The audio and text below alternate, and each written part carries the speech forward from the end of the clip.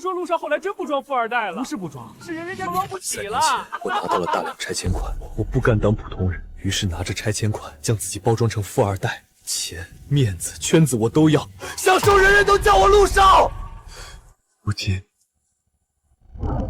活该，真活该，都是我自作自受。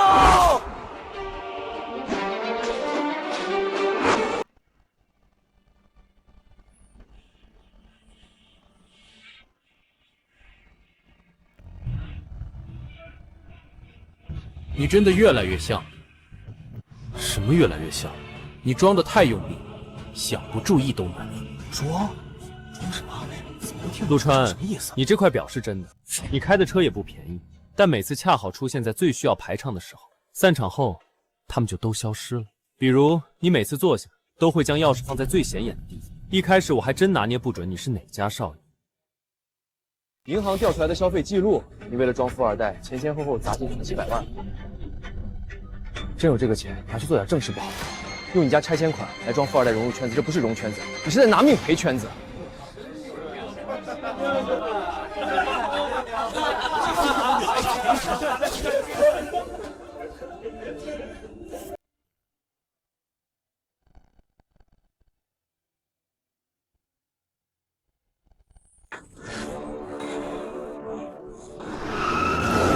如果有来世，我一定要活出自己，而不是活在虚荣当中。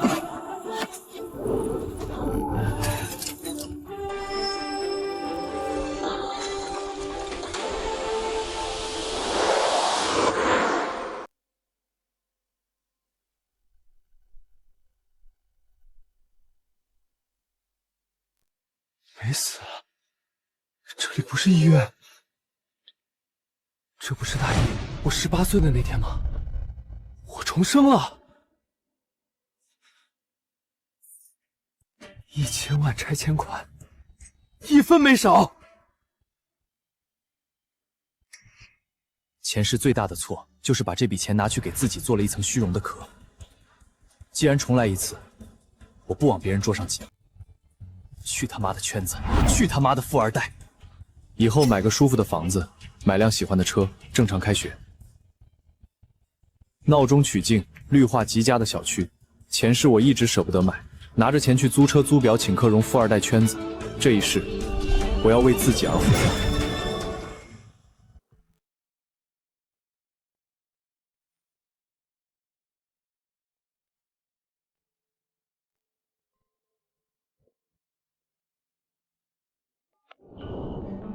哪位？方先生，我在论坛上看到静园的房源，想约个时间看看。你替家里问还是自己买？自己买，18，刚高中毕业。静园这套不太像你这个年纪会看的楼。我看过不少楼盘，很多都是拿来撑场面的。您这套不一样，像真人住的。明天下午4点，静园门口等我。真想买，带齐证。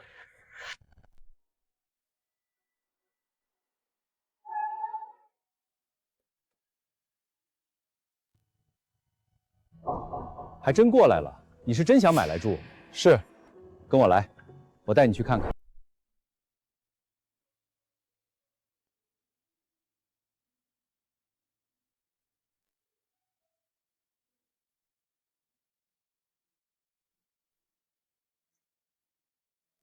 看出什么了？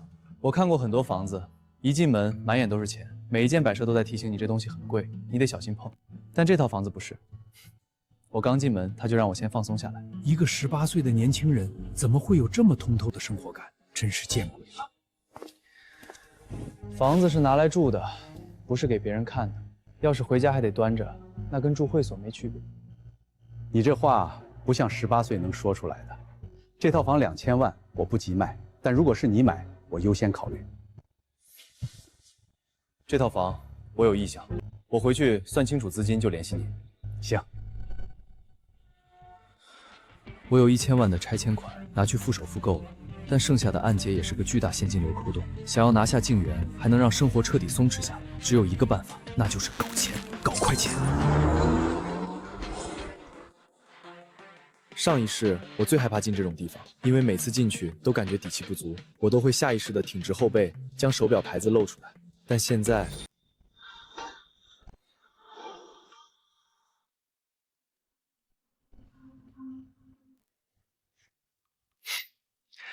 先生，看车啊，我们这里都是高端二手车。您要是喜欢跑车，我推荐前面那台迈凯伦，开出去炸街绝对有面子。不用，我不喜欢吵的。这台怎样？那台啊，车确实好，但没声浪，年轻人开出去不够拉风啊。我是要自己开的，不是买来给别人看的。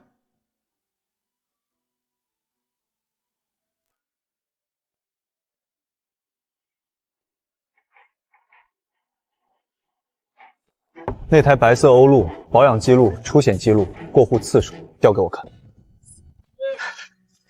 好眼光啊！这车低调，一任车主，记录全，前杠不过期。是你爸爸还是其他长辈买？自己开，图个安静。就这台吧。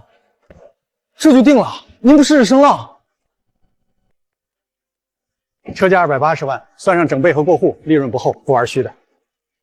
就按这个走，刷卡吧。这就刷卡了，直接签字。我干这行无数年，见过无数富二代，哪个买车不是带着一群狐朋狗友前前后后看半个小时，最后还得砍价展现能耐？这种客户太少见了。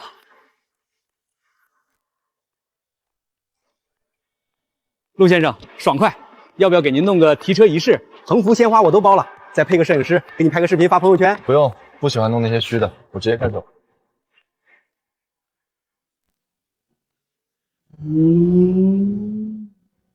花了200多万买车，连发个朋友圈炫耀都懒得做。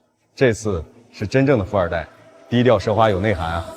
Don't ask me what you know is true. Don't have to tell you. Oh, I love your precious heart. I was standing. You were there. 这车总不能一直停在路边，短租房连个像样的车位都没有。看来静园那套房必须马上拿下了。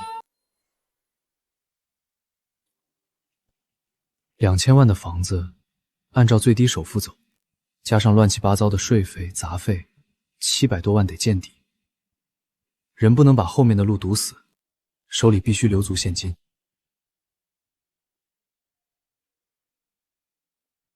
方先生，静园我定，不过我准备走贷款，首付按最低比例来，明天去签合同。哦，你是想留现金流？对，你做的很对，这才是现代年轻人该有的运筹帷幄。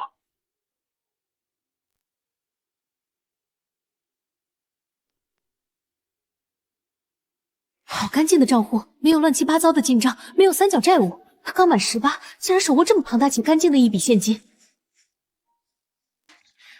陆先生，您的条件非常好，首付30%没问题，我给您走绿色通道。麻烦您了。不麻烦，不麻烦。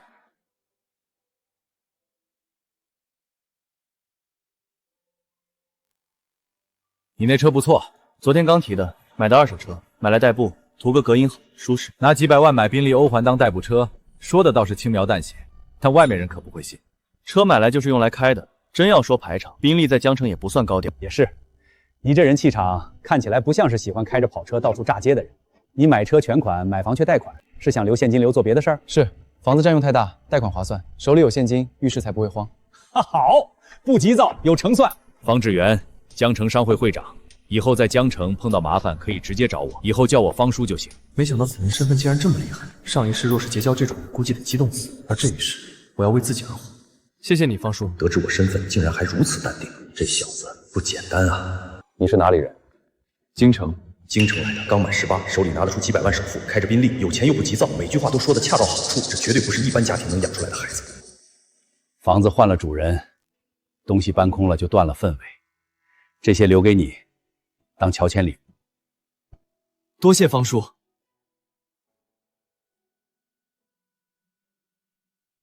钱虽然花出去了，但房子是我的，车也是我的，60万就算是我这一世的起步资金。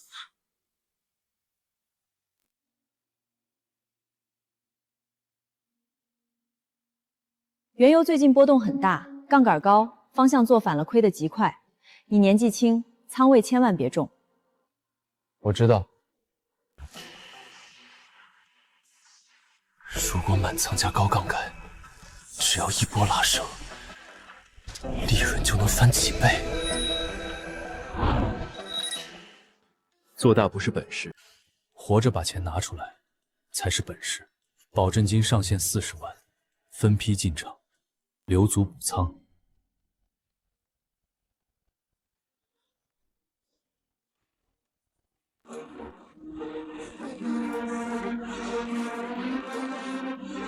第一笔进场，第二笔建仓完成。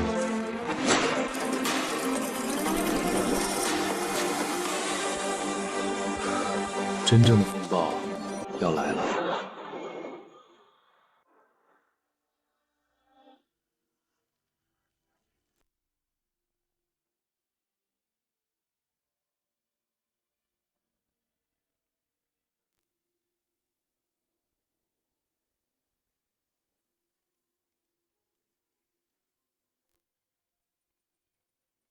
裴校长，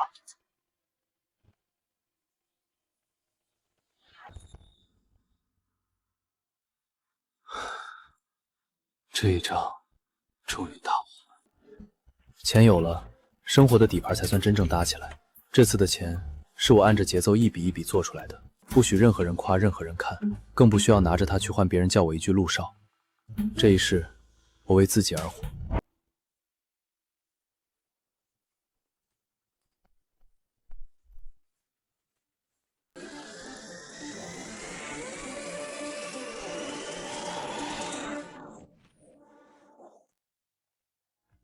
过去的残影该彻底清空了。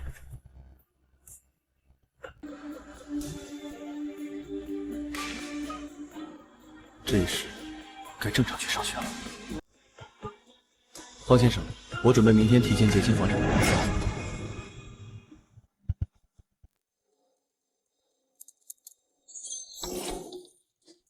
这才过去多久，他就多了这么多钱？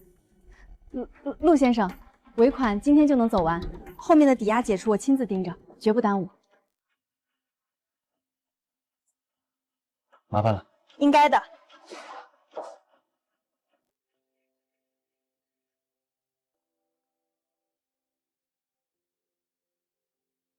尝尝，这茶味道很像小时候胡同口隔壁老大爷泡的高碎，茶叶末一大把，不过味儿很足，我挺喜欢，可惜停产了，不合口。不是，跟我在京城老家喝的味道差不多。方叔，这茶不好弄吧？这可是市面上根本见不到的特供茶，他竟然说跟老家喝的差不多，张口闭口说的这么随意，半点炫耀的意思都没有，只能说明一件事：这孩子从小待的地方绝对高得吓人。是，现在确实不好弄了。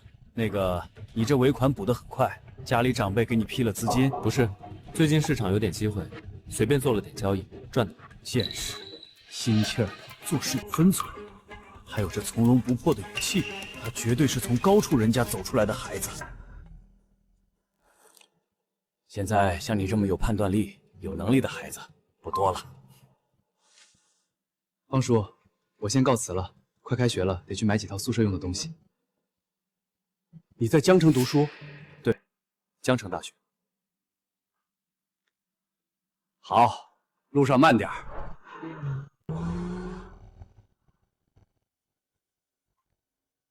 老陈，别说我不关照你，你们江城大学这届新生里藏了条真龙。真龙？这江城还能有人被称之为真龙的？谁呀？京城来的。京城？在京城能被称之为真龙的，难不成？多的别问，让你手底下人眼睛放亮点，别弄出笑话，到时候难看的是你们学校。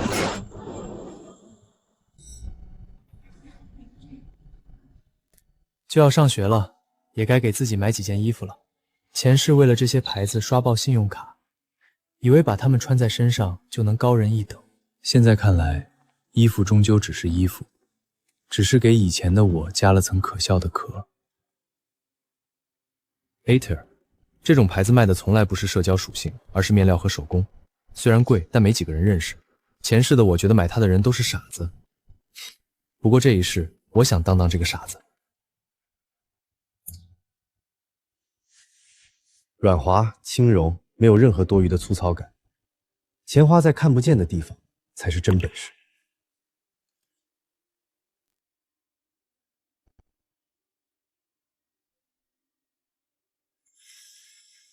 先生，需要我给您介绍一下吗？不用，我先自己看看。好的。先生，我们品牌主打顶级面料和全手工定制缝线。这熟悉的套路，换做前世，我大概已经掏出信用卡砸钱争面子了。可现在，我连解释的兴趣都没有。您手里的这个系列单价都不便宜，所以呢？我只是提醒您，可以考虑看看基础款。我不习惯伸手服务，让你们店长艾迪说。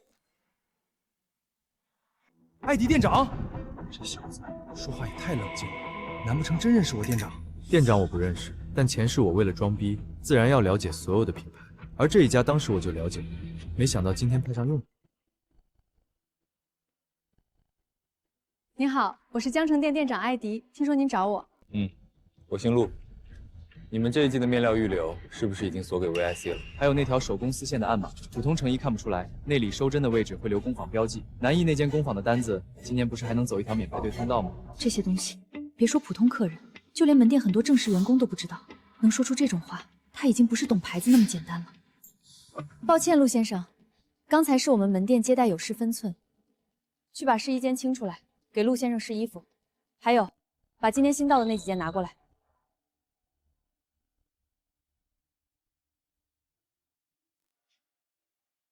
陆先生，给您走了门店最高 VIC 折扣，一共80万。陆先生，这是门店给您的内部礼物，不对外发售，只做定向赠送，希望您别嫌弃。我记得这个 Ater 因为一位国际名流带货，这一批本来只当做赠品流出去的小玩意儿，最后被收藏圈盯上，因为数量少，价格被炒到了1000万。我这也算是捡漏了，谢了。果然是大佬，换成一般人，要么会追问来路，要么假装推辞，而陆川却只是收下。像是这些东西本该就赠送给他，就像是习惯了一样。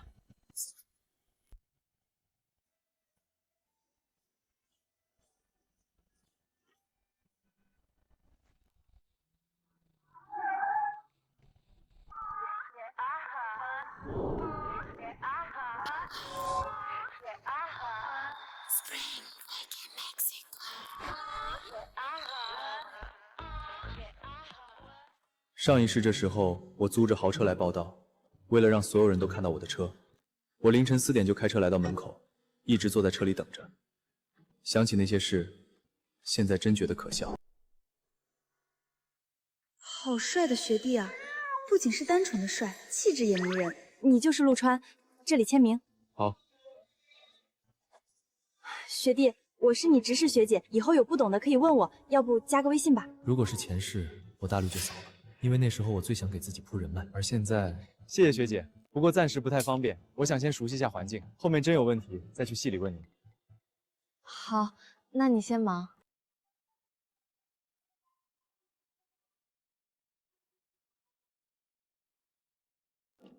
好冷静的学弟，有机会得认识认识。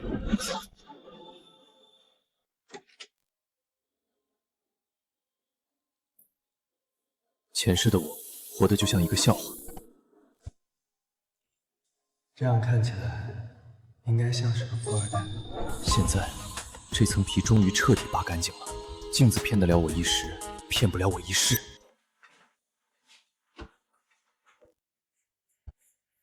前世室友一共3人，不知道重活一世，会不会还是那3人？以我如今的身份和他们难相处，会不会不一样？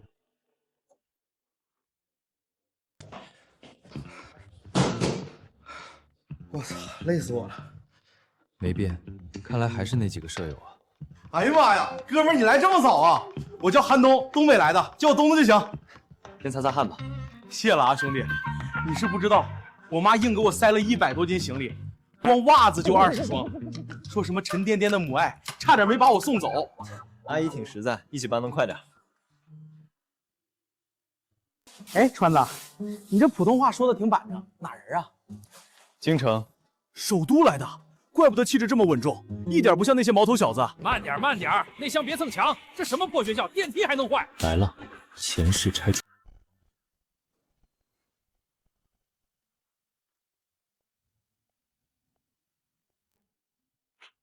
这床这么窄，我儿子晚上翻个身都费劲。这桌子也旧，回头我给你们院里打电话捐一批新的。空调呢，明天我找人来装。爸，差不多得了，别人还在呢。我说2句怎么了？我1年纳税几千万，我儿子住这儿不能说。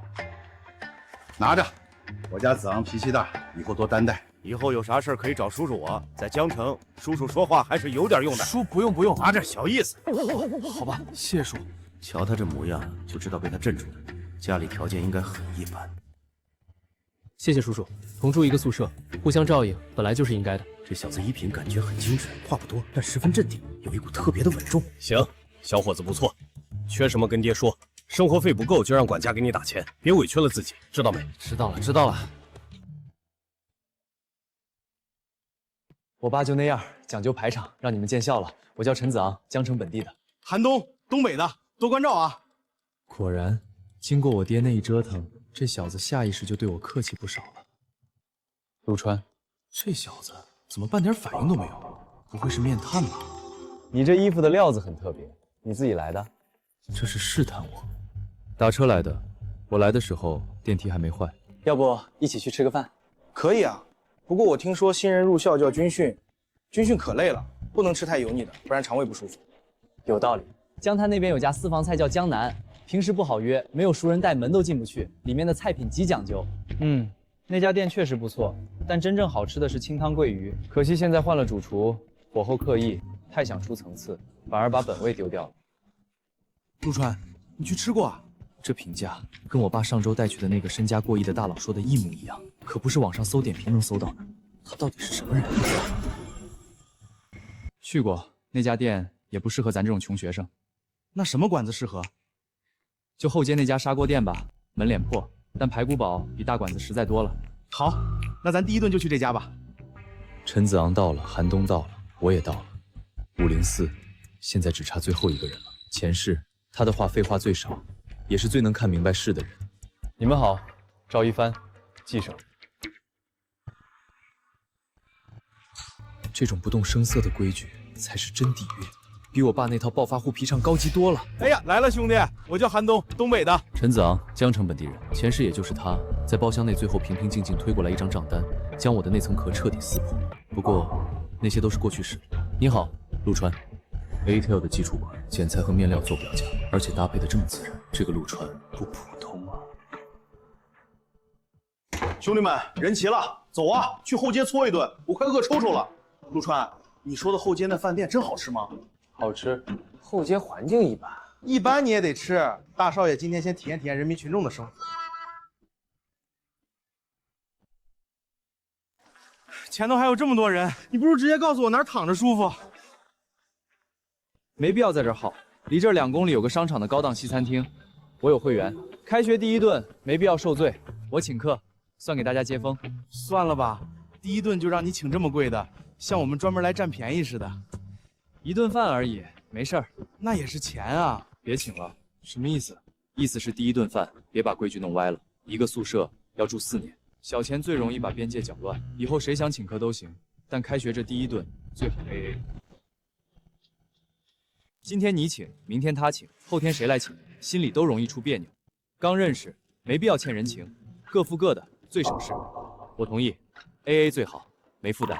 对，AA 最稳当。虽然我确实很饿，但总不能刚认识就让人破费。韩东不想占便宜，我理解。陆川我没看透，非要个面子也说得过去。可你赵一帆家底不错，按理来说最不该在乎这种小场面，结果也和他们站在一边，简直有病。如果我非要坚持请客，反而搞得像是要用一顿饭来压人一样。行，AA 就 AA。那现在咋整啊 ？AA 也总得吃饭吧？跟我走吧，里面还有一家。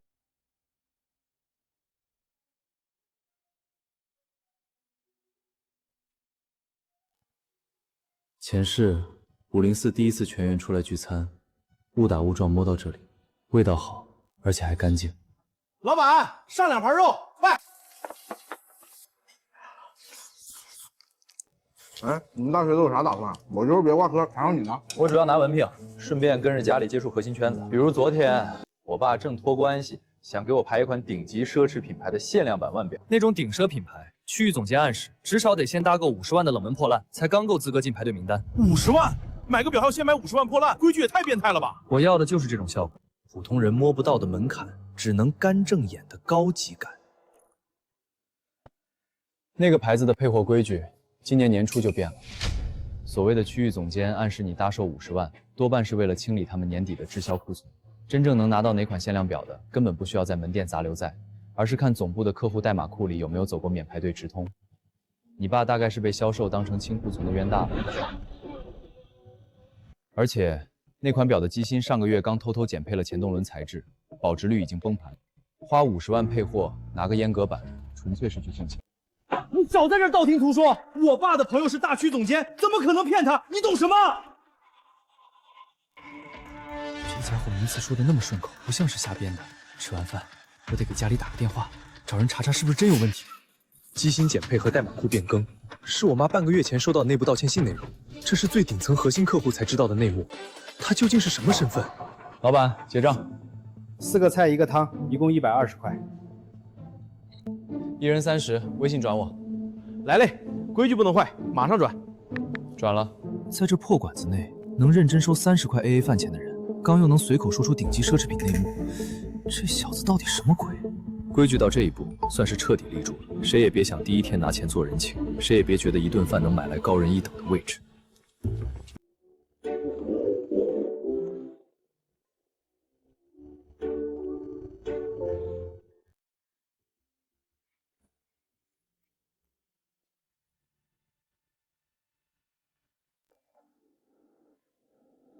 鱼儿终于要够了。许成远，前世这名字在全国金融圈是绕不开的传奇，交易狂魔，盘感敏锐的可怕，控盘精准，但那都是后来。如今的许成远正处于人生最黑暗的低谷期，被各大机构封杀，欠一屁股外债，没人敢用。不过我敢，所以我在几天前就给他发了私信。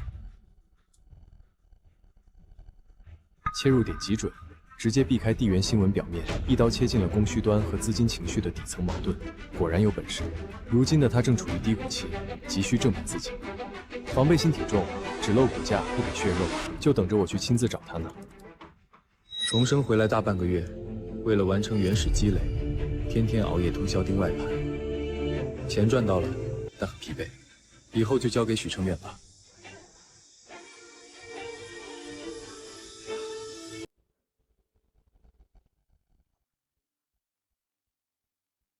老陆，搁这看啥呢？笑得这么正经大洋的。没什么，刚和一个人在聊天。我去，你小子不会加上今天迎新那个学姐了吧？刚开学就要处对象，不讲究啊！能不能给我们这种单身狗留点活路？脑子里除了处对象，还有点别的。整个人，绝不可能是找学姐。能让他露出这种神态，绝对是能在水面下搅动风云的东西。陆川身上的那层，真是越来越厚。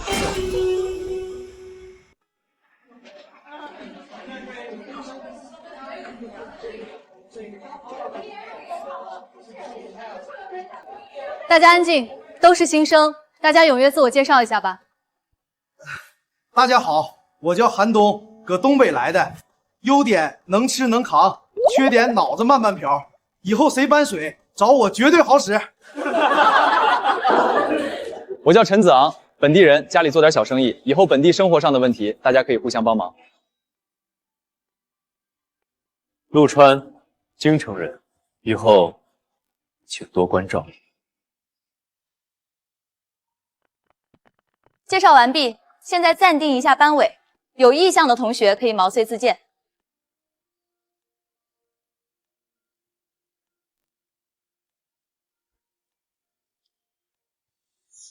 全英文外盘，大宗商品实时盘口，这可不是大一新生能玩转的拿来充兵的东西，上面的每一根线条都代表真金白银的厮杀呀！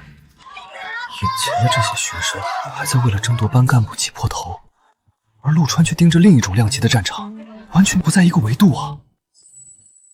下午不能浪费，网吧、商场随便挑一个，大学生生活必须拉开序幕。我带你们转转，本地我熟。好，老陆，走不走？不去，有事要办。去哪儿？要不要我送你？不用，我自己过去更方便。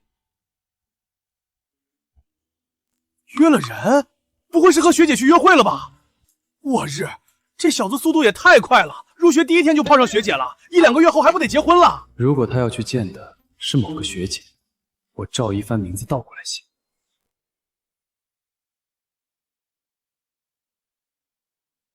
您好，你是不是走错包厢了？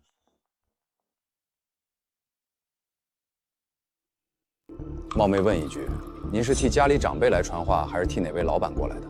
都不是。坐下说吧，许成元，不用费劲猜我是替谁来的，没有别人。昨晚给你发邮件的那个人就是我。我查过你，在上一家机构，你带队做空海外大从盘，方向其实没看错，但你老板私下动了资金池去填窟窿，导致保证金不够，遇上逼宫直接爆仓，最后老板全身而退，你被推出来顶锅，你名声臭了，被业内几大机构联手封杀，还背了一身烂债。你现在是个连散户都不如的死人。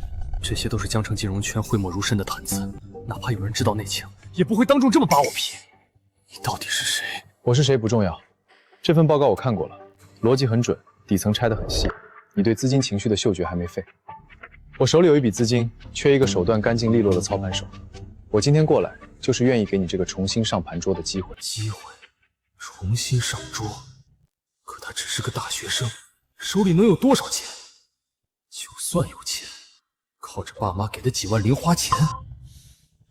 这位同学，你能把我查得这么清楚，我很佩服。或许你家里真的很有背景，让你拿了一笔零花钱出来练手，但我不能接。我虽然现在落魄到了极点，但我还没沦落到去陪一个富家大少爷玩模拟盘、过家家。外盘不是闹着玩的，几十上百万扔进去，可能连个水花都没有。我已经死过一次，我输不起。抱歉，今天这趟打扰了。1500万的盘子，不打算听听再走吗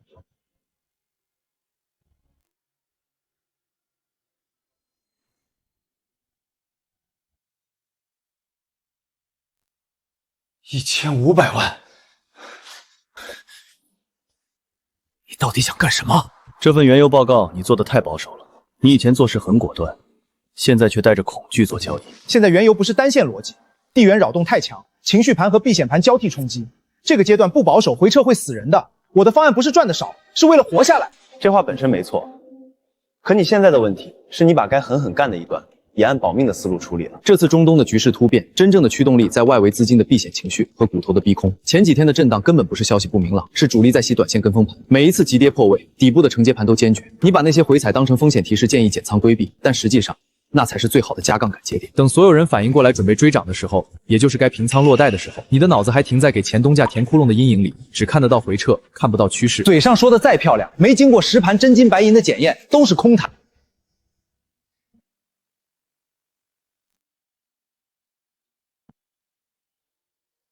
自己看，全是原油多单。第一是试仓克制，第二笔加仓，精准卡在盘中回落最低点，随后分批平空，节奏堪称完美。没有在最高点贪婪，也没有在震荡中恐慌，这节奏简直是一台精密机器，把整段主升浪最肥美的一段啃得干干净净。不可能，这怎么可能？几十万的底仓，大半个月的时间滚到了近4000万，这是你做的？运气好而已。运气？慢杠杆操作，错1秒都会爆仓清零，怎么可能是运气？这种逆天的判断力，我这是遇见真神了。您到底是什么人？称呼变成了您，信念已经崩塌了，火候到了，是时候给他一个能产生安全感和信心的身份背景了。我姓陆，京城来的，现在在江城大学读大一。那是顶级奢牌 ATL 的定制款，不显山不漏水，对物质彻底祛魅。3900万的交割单，京城背景，漫不经心的低调 ATL， 它背后的水深到了我连探底的资格都没有。陆少，叫陆总就行。是，陆总。以后资金盘上的大方向我会定好交给你，具体的建仓、平仓节点还有仓位拆解，你全权负责。我不会去干涉你的交易细节。如果我这边没有明确的指示，平时空档期一切交给你负责。我相信你的能力。充分放权，直控大局，是每一个操盘手做梦都想遇到的老板啊！明白。还有一条规矩，我平时要正常上课，没有特殊情况不要随便找我。工作上的事，每周邮件汇报就可以。我记住了，陆总。把手机拿出来，加个微信。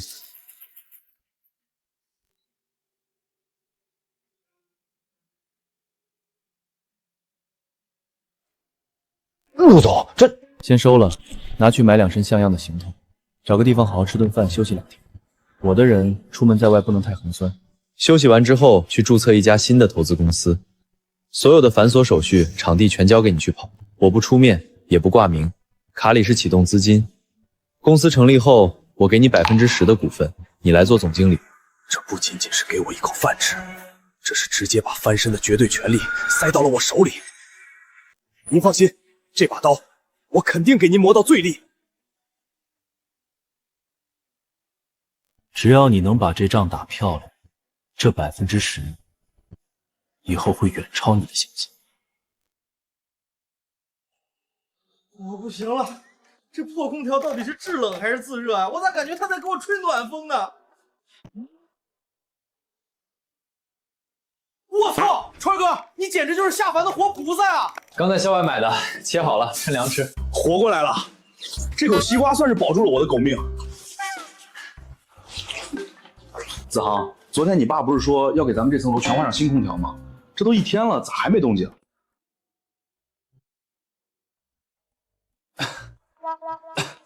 应该快了吧？学校走审批慢，我马上出去打个电话催催。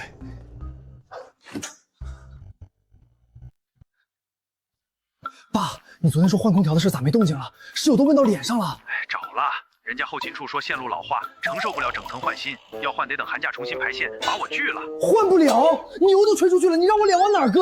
行了，我先给你打点钱，你自己找个外包，悄悄给你们宿舍单独装一台还是没问题的。空调可以装，但我是本地少爷，最后居然要给爸原吹出去的牛，真他妈丢脸！不行，等会儿买好空调让人来装，一定不能说是我掏的钱，不然太没面子了。打过招呼了，楼太老，线路不行，但我家里给后勤处施了压，走特批，单独给咱们批了一台挂机。我操，真批了？批是批了，我正在催他们直接派人过来装。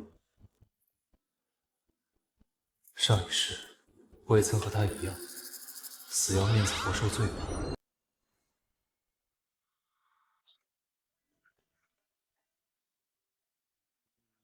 504是吧？加急的单子。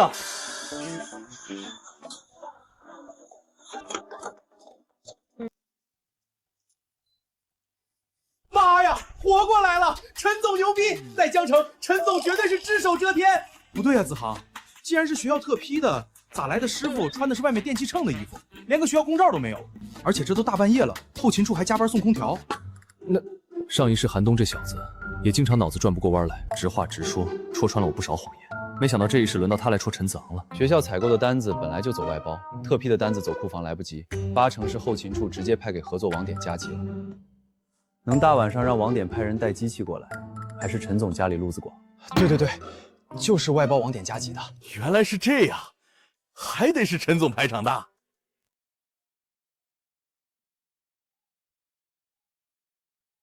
今天若不是陆川这一局，我这张老脸就丢光了。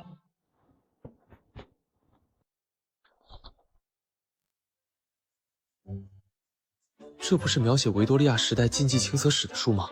就相当于国外的小黄书啊！好家伙，上一世大家同住一个屋檐下4年，居然硬是没发现这小子是个顶级闷骚。看小黄书看得眉头紧皱。 这世上也就他一人了吧？站军姿，要的就是纹丝不动，哪怕蚊子落鼻子上也得忍着。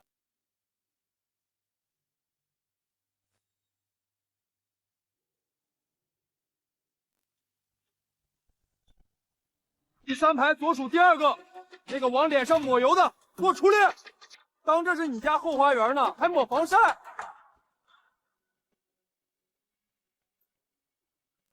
笑什么笑？刚才笑的那个，滚出来！你以为很好笑是吧？报告教官，不好笑。嗓门挺洪亮，是个当兵的料。所有人休息15分钟。奇怪，前世我的身体里站军姿的时候，甚至还昏迷过不少次。今天站了这么久，一点事都没有。 而且，我在思考问题的时候，竟然回忆起了前世一篇复杂的长篇财经报告。不仅是重生，前世的所有一切都像是被存在了脑海中，随时都可以拿出来翻阅。我不仅拥有知晓未来大事的先发优势，更有精力充沛的身体以及过目不忘、拥有恐怖逻辑处理能力的变态大脑。重活一世，不仅能重新做人，老天爷还给了我一张最强底牌。太好了，川哥，快看快看，绝世大美女啊！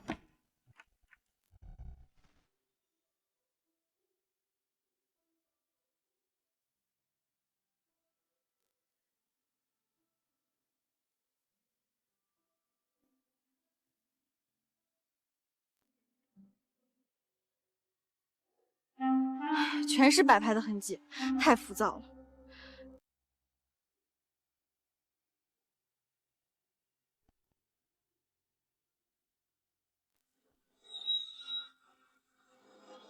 是他。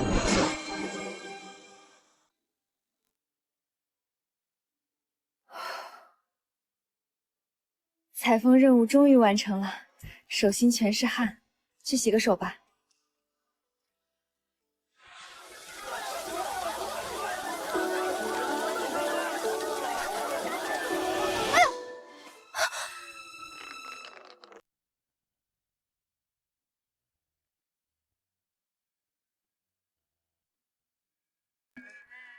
又是他，这可是和我搭讪的绝佳好机会。他肯定会像其他男生一样来和我搭话，问我要联系方式吧。小心点，沈学姐，原装的摔坏了不好配。我的工作牌上可没写名字，他是怎么知道我姓沈的？你认识我？你怎么知道我姓沈？休息时间结束，10秒钟内都给我回来。有人在告诉你，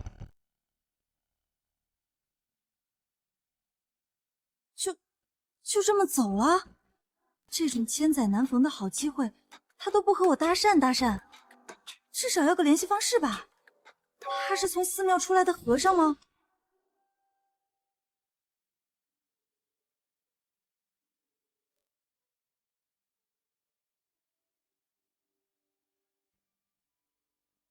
好奇怪的人啊！哟，盯这么半天，咱们的制冷剂赛花这是开窍想谈恋爱了？谈不上想谈恋爱，只是觉得这个人挺特别的。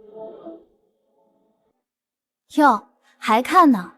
要是好奇，学姐帮你去新生名册里扒一扒。有人在告诉你，不用，他既然说了有缘再告诉我，那就等他自己开口。我倒要看看他到底是个什么样的人。兄弟们，我感觉我这18年白活了。下午操场上那个端着单反的学姐，那气质简直绝了！我宣布，我的春天正式按下了启动键。趁早收了那条心吧，那种气质，没有钱和背景，从小堆着根本养不出来，用普通套路根本砸不开。不过，要是真能把他追到手，我倒是不介意下点血本。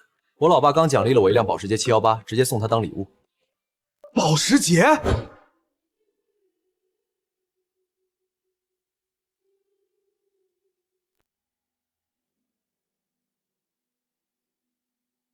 沈之毅，新闻系大2。我操！老陆，你丫隐藏的也太深了吧！人家底细你都查得一清二楚了。完了，美女学姐被川子盯上了，我韩东没戏了。打听个名字算什么本事？真要拼财力，一辆718摆在那儿，你拿什么争？保时捷718，在沈之毅面前，那就是个塑料玩具。陈子昂还真当人家就是一个普通的有钱人家大小姐，人家可是广东顶级财阀的独生女。这小子也太……那可是沈之毅啊！他念出名字就像在念一个路人甲一样，能有如此的表现，只有一种可能，那就是他不仅完全知道沈之毅背后的势力，而且还没将沈家放在一个需要仰望的位置上。外盘道宗商品、奢侈品内幕，现在又是对顶级财阀的无视，陆川到底是什么背景？军训配发的迷彩鞋，鞋底硬得很，加上闷热，穿几天脚底板就得脱皮，得买点东西了。超长夜用，绵柔透气，无侧漏。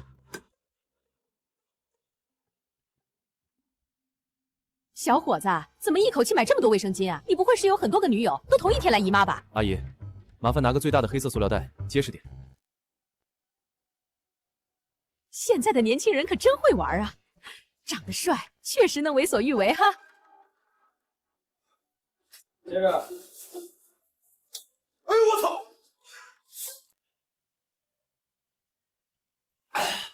川哥，你从今天起就是我亲义父。刚去买了点军训防废脚的神级装备，一人2套，分了吧。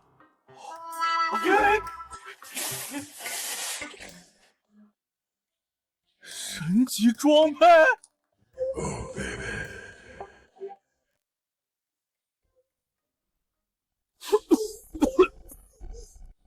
川哥，你这是去打劫女生宿舍了？咱们不至于为了逃避训练集体变性吧？粘柔减重，超强吸汗，这胶鞋底子薄，明天拉训半天就能起泡。垫上这个，谁用谁知道。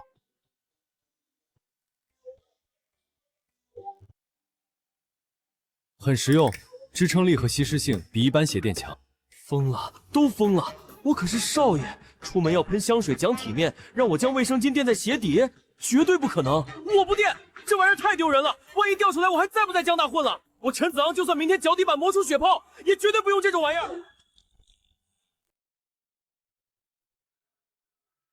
他们都睡了，放这儿了，背着吧。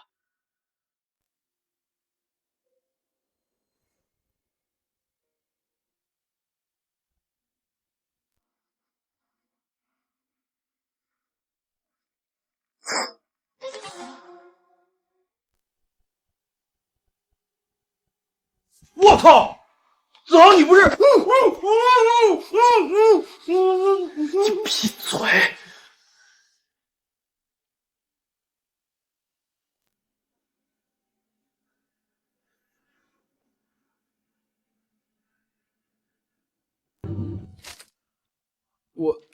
我就是想试试，看看它有多难用，准备拉练的时候好好批判它。你昨晚可不是这么……是挺难用的，也就凑合垫垫脚底板，稍微软和点，赶紧洗漱，快吹哨了。没有嘲笑，没有看戏的眼神，陆川又一句轻描淡写，将我的面子给护住了。起步，走！这鞋子也太疼了，那是人穿的。我鞋子里全是汗，就和淌水了一样，而且还烫脚。谁说这玩意儿不好？我跟谁急？这简直就是人类之光！我的妈呀，这训练量是要把人往死里整啊！得亏了川哥的法宝，否则我这双腿就废了。今天拉练太累了，本少爷请客，随便喝，都别说我不照顾你们啊！陈总大气。谢谢。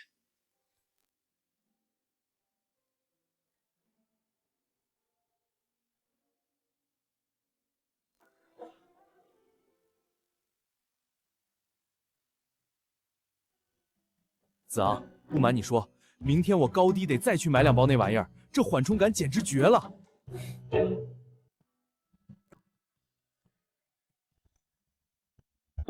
前世为了挤入那群喝洋墨水的高端圈子，和各种海归富二代打交道，硬着头皮学了不少乱七八糟的俚语和黑话。如今看这种书，和看普通的中文差不多了。他像暴风雨中的舵手，将船手毫不留情地撞进那片泥泞的温床。这作者文笔一般，阳台这段隐喻用的太刻意了，缺乏美感，纯粹在堆砌词藻。好纯的翻译，俚语底层逻辑都翻译对了。也就是说，这几天陆川一直都知道我在看的是什么书。我好不容易营造出来的高冷学霸人设，连渣都不剩了。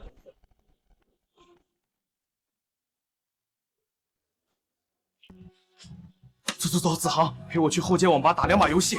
这军训太折磨人了，必须去峡谷杀2把回血。网吧那种地方环境多差呀，全是烟味儿。你别拽我。昨晚那句全英文维多利亚俚语，他到底是怎么做到信手拈来的？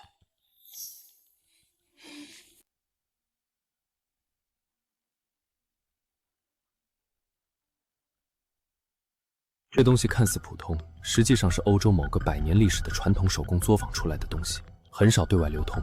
赵一帆把它拿出来，一方面是想用这东西给我作为英文书的封口费，另一方面是最后一次试探。梅松沙 K 的内供件，你认识？做工不错，收下了就证明他不会暴露我的英文书，而且还证明他很识货，懂得分寸。等一下，重活一世，我可不想占任何人便宜，欠下任何人人情。回礼，拿着玩吧。这是 A-Tail 的内部非卖品，这可是消费上百万的贵宾都没资格拥有的。我本以为我的书签已经足够保留体面，封住陆川的嘴，还能试探出陆川的真实面貌，可陆川直接给我降维打击。多谢。全体都有，稍息，立正。我宣布，本届新生军训正式结束，解散。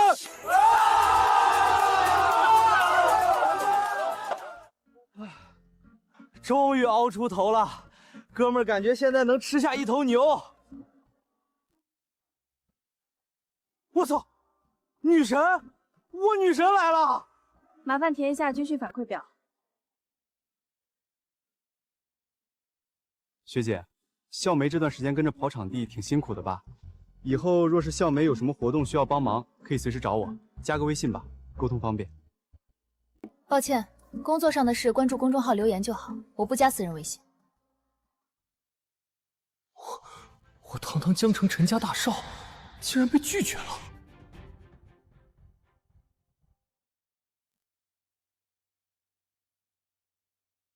你还没说，那天在洗手池边，你是怎么知道我姓什么的？开学那天校门口迎新，听学长们讲的。是吗？你这项生源地信息没填完整，后续还要做信息核对。加个微信，晚点我把确认细则发你。什么情况？前一秒跟我说不加私人微信，结果转头主动加陆川，而且这是哪门子破借口？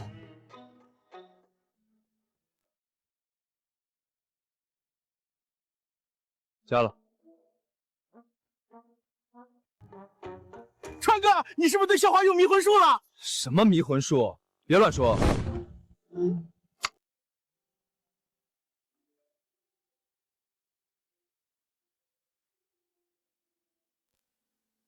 军训结束了，有些事也需要开始了。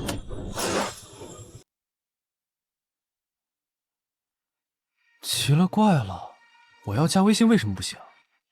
而陆川就能被加，这不是区别对待吗？真丢脸啊！兄弟们，为了庆祝军训结束，这周末我安排江城西郊最顶级的汤泉水会，从进门到出门的花销，本少爷全包了。我操，陈总真全包啊！那里头有电脑能打游戏不？顶堆电竞套房，随便你打通宵。妥了，我就说跟着陈总混，绝对不吃亏。以后谁说陈总一句不好，我韩东第一个不答应。一帆，周末一起去吧。好，让你破费了。那就这么定了。既然决定要去，出行得安排好，打车太麻烦。正好我爸前段时间给我买了保时捷718，明天就让他开来学校，我开车带你们过去。我操，跑车！陈总，你这也太有排面了，我还从未坐过跑车呢，到时候一定要多拍几张照发朋友圈。随你。子航，保时捷718是双座跑车吧？我们4个人怎么坐？完犊子，光顾着显摆，结果把跑车座位数量的事忘记了。这算什么问题？我开718带东子，再让我家司机开一辆奔驰 S 型专门接你俩。陆川，你有驾照没？有的话，明天奔驰钥匙留给你，让你摸摸豪车方向盘，过过手瘾。不用麻烦你家司机了，我有车。他穿着这么普通，吃个饭还要 AA， 能有车？你有车？什么车？买来代步的二手车而已，图个方便。哦，二手车啊，二手车也行。不过周末去西郊路不近，万一路上抛锚就麻烦了。听我的，明天你的车停学校，开我的大奔。不用，自己开习惯了，车况也还行。真不知道怎么想的，放着大奔不做，非要开二手车。行，随你。一帆，那你明天坐奔驰还是二手车？不用麻烦司机了，明天陆川接我就行。又特妈傻了一个，放着奔驰不坐二手，读书读傻了。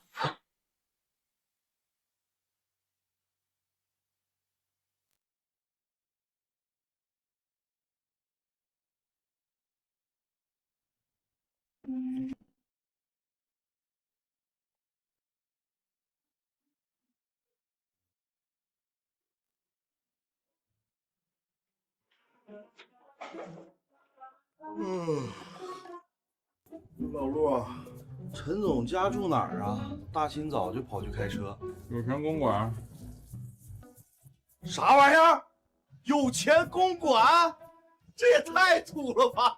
陈子昂他爸买房的时候专门找人看过风水，觉得这名字能招财进宝，特意花高价买的。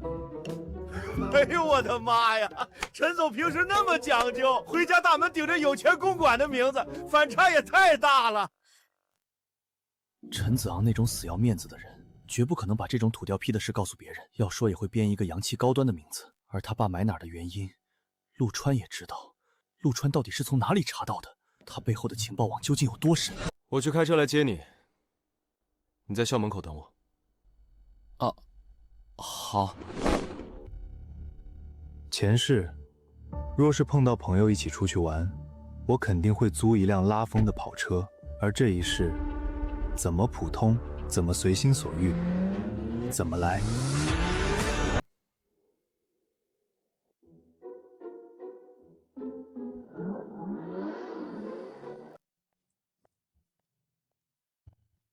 大儿子，干啥呢？一大早的。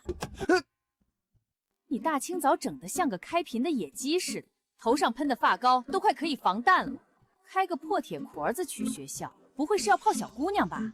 妈，你胡说什么呢？我就是平时代步开开，什么泡小姑娘？我是那么肤浅的人吗？行了行了，你是我生的，我还不知道你怎么想的。谈恋爱没问题，妈不反对，但记住要找个屁股大的，骨架结实点的，以后生孩子生得快。我绝对不可能找那种类型，你想都别想。那也行，你要是嫌壮实的姑娘不好找，找个男的也行，妈开明的很。我快迟到了，先走了，妈。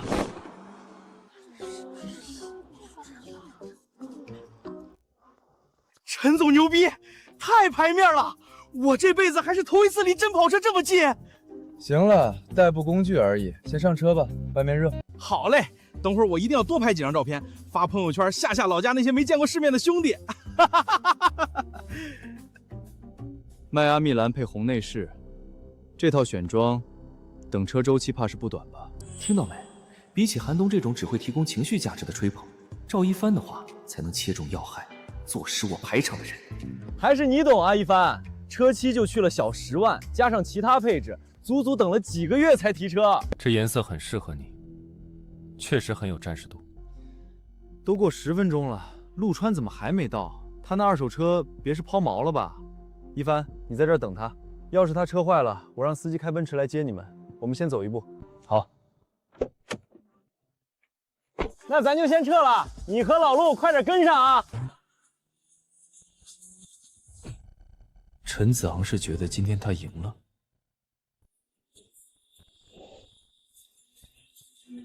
今天这一局，终于是我赢了。陈总，什么赢了？没事。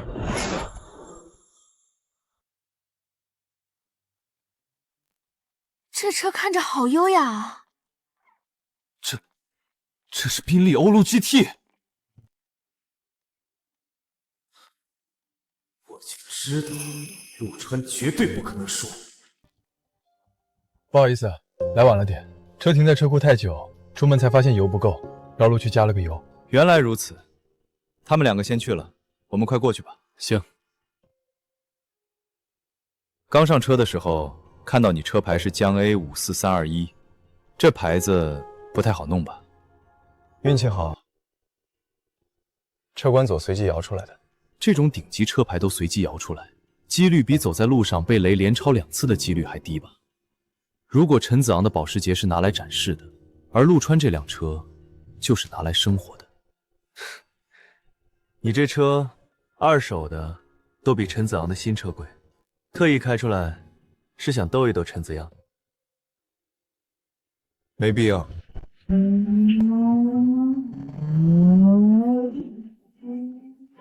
太刺激了，陈总牛逼！到了汤泉水会，咱先去前台报到，然后再去门口等陆川和赵一芳。但有一点，等会儿见面了，别拿陆川的二手车开玩笑。大家都是学生，他能靠自己买车，已经很厉害了。就算是二手车代步破车，也比一般人强得多。这我懂，别说二手车了，就算骑个电瓶车，那也比我这靠腿走路的人强啊。再说老陆挺好的，军训还给咱买卫生巾，都兄弟，没啥可炫耀埋汰的。你知道就行。先生，大堂正门仅供落客，请移步普通贵宾区停车。我是这里的会员，今天预定了你们这儿的私人尊享套餐，车也不能停在这儿。非常抱歉，会所规定不能占位，感谢配合。你好，预定了尊享套餐，这是我的会员卡。好的，先生。东子，这里的会员分黄金、铂金、黑心和钻石，越往上越难办理。我爸也是今年才拿到黄金会员的邀请。陈先生，核对无误，请您稍等片刻。好。第一次来这种地方，韩东估计已经被惊呆了吧？你怎么没什么反应？难道是这地方不够档次？档次肯定够，但要论场面大，还不如我们东北的洗浴中心呢。不如洗浴中心？子昂，你是不知道我们东北洗浴文化有多牛。我们那儿的洗浴中心全照着5星级酒店，照着皇宫的标准砸钱弄的。我高中经常去呢。你这里看起来很私密，也很贵，但其实也就那样。老陆、一峰，你们来了。先生，您的车我已经叫人开去清洗了。好，谢谢了。洗车？这里还有这种服务？我记得我之前来让他们洗车的时候，他们明明说了不给洗。路上加了个油，耽误了点时间。哈哈，陆川，你的车应该很久没开了，灰尘应该挺多，是得好好清洗清洗了。陈总这边预定的私人尊享套餐，洗车应该是免费的，咱还能省点钱呢。那再好不过了。到了就行。刚才我已经让前台安排好了专属包房，走吧。今晚大家在这儿睡到自然醒，所有的消费我包了。陈总，你就是我异父异母的亲兄弟啊！那走吧。过了，前世来这里很多次，下意识就朝着这边走了。陈子昂才是今天买单的人，不能扫了他的兴。陆川，你以前来过这地方，要是头一次来，没人带路，可是和迷宫一样。你怎么知道要走这边的？以前和朋友来过几次，认识路。这人越来越看不懂，明明对这里布局很熟悉，却又能随时随地收敛锋芒，给足别人体面和台阶。这种成熟，不像是一个刚迈入大学的学生该有。各位贵宾，这是你们的专属包房。为了保证几位贵宾的隐私，洗浴、护理、更衣都是单独的，各位可以在单间内完成洗漱。不是，这咋都是单间啊？大老爷们儿来洗浴中心，不就该光着膀子坐大池子里坦诚相见吗？将每人关在一个小玻璃盒子里洗澡，和回宿舍冲澡有什么区别？谁要跟你坦诚相见？你是不是有什么奇怪的倾向？你少扯淡！我是说，洗浴中心的灵魂就是搓澡，大家都分开洗，搓澡的时候咋整？谁给谁搓呀？南方和北方的习惯不同，正常。咱可以约搓澡，等会儿帮我们4个人，每人安排一位专业的搓澡师傅去单独的搓澡间。他又帮我圆回了一次场子。兄弟们，吃自助餐的灵魂根本不是吃最好吃的，是只吃最贵的，饮料一点不碰，主食这种碳水一口不吃，这才是对吃自助餐的尊重。吃相斯文点，跟个饿死鬼投胎似的。陈总，吃自助餐就必须和饿死鬼一样，不然亏本儿。这和牛火候不错。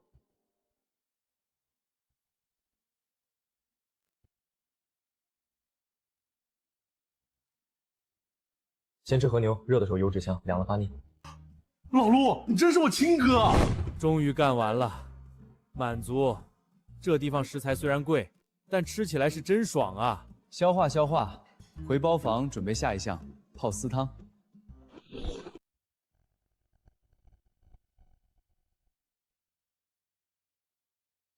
你们先回包房，碰到个熟人，我过去打个招呼。行，你先去，别迷路了。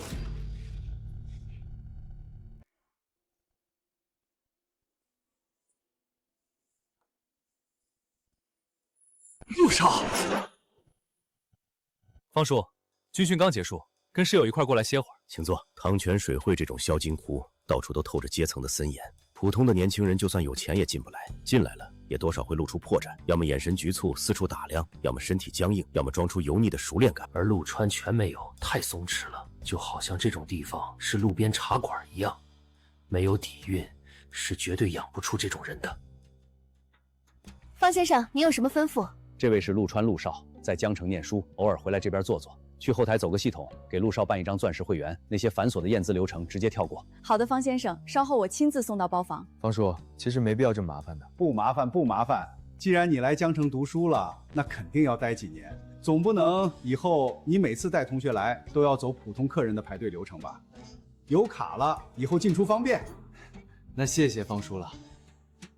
拿到这种卡，一丝好奇都没有，看来是真见过大世面的人啊！结交此人，这步棋算是走对了。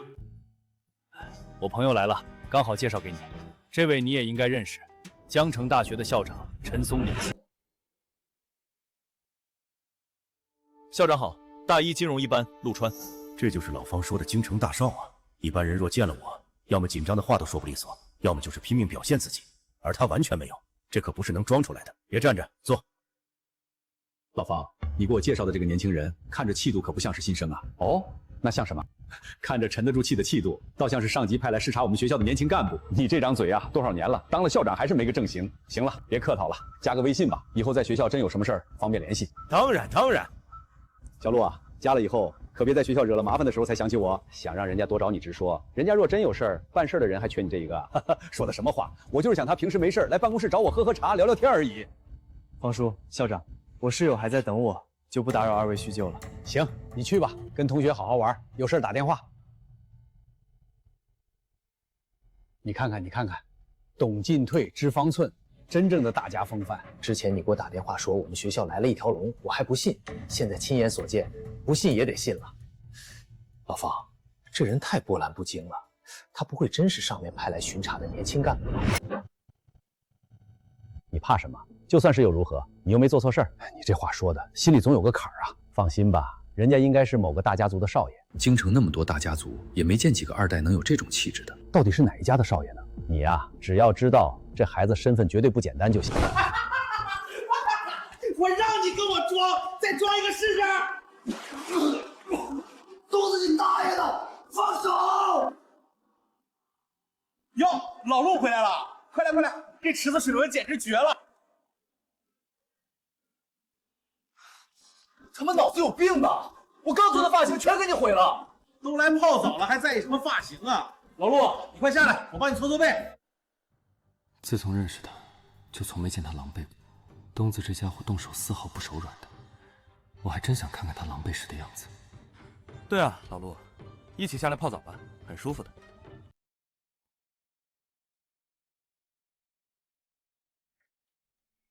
陆先生，这是方会长为您特批的最高等级钻石会籍凭证，以后您来不需要预约，享受最高规格接待。知道了，替我谢谢方叔。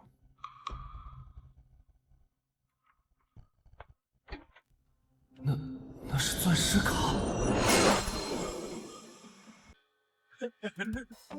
老陆，还站在那儿干嘛？快来啊！马上。老陆，相请不如偶遇，今日兄弟给你安排一个全套的洗头套餐。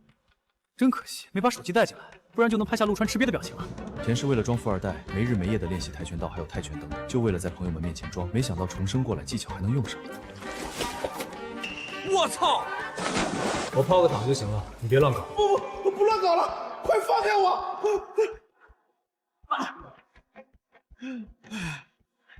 陈总，你别乱来啊！打扰一下，请问水会的会员等级具体是怎么划分的？先生您好，我们会员等级从低到高分别是黄金、铂金、黑金和钻石。那办理这些需要什么门槛要求？要求十分严格。黄金会员需要一位持有黄金会员卡的人实名举荐，并且验资超过1亿才能办理。铂金需要2名持有铂金会员卡的人举荐，门槛是5亿。至于黑金就是10亿以上了。陈子昂家里资产1亿左右，刚好拥有黄金卡。那钻石呢？钻石是我们水会最高特权凭证，拥有者一共不超过10人，不接受任何验资和申请，只能通过会所高层甚至股东、董事长特权授予，所以钻石卡是非卖品。非卖品的钻石卡，拥有者不超过10人。陆川，你到底是什么人？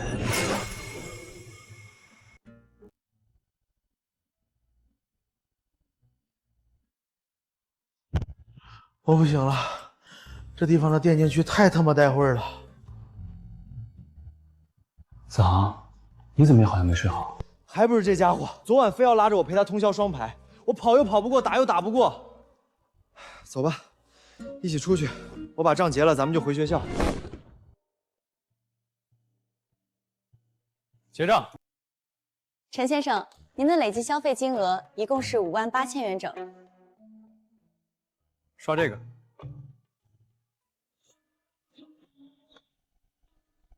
是不是你们机器出问题了？赶紧的，我们还要回学校呢。不好意思，陈先生，系统显示您的这张卡已经被冻结了。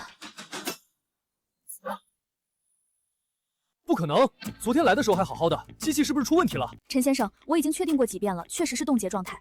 而能冻结这张卡的，除了会所管理高层外，就只有卡主陈富贵先生本人。我带他们来玩，结果卡被冻结，要不要这么丢脸？不行，必须将这垮掉的场子支棱起来。等下我打个电话。喂，儿子，咋了？爸，我在汤泉水会结账呢，你怎么把卡冻结了？爹啊，求你了，说个好点的借口吧，我就能不丢脸了。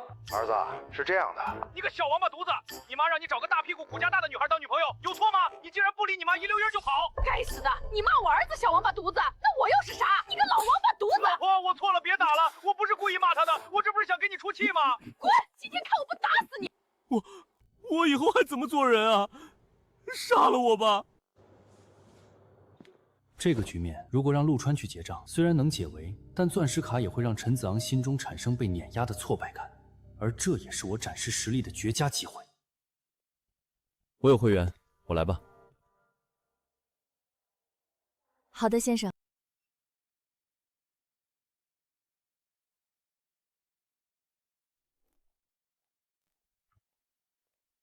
请他们来玩，结果卡被冻结，家里的丑事还被他们听到了，让赵一帆帮忙买单，肯定要被他们嘲笑死了吧？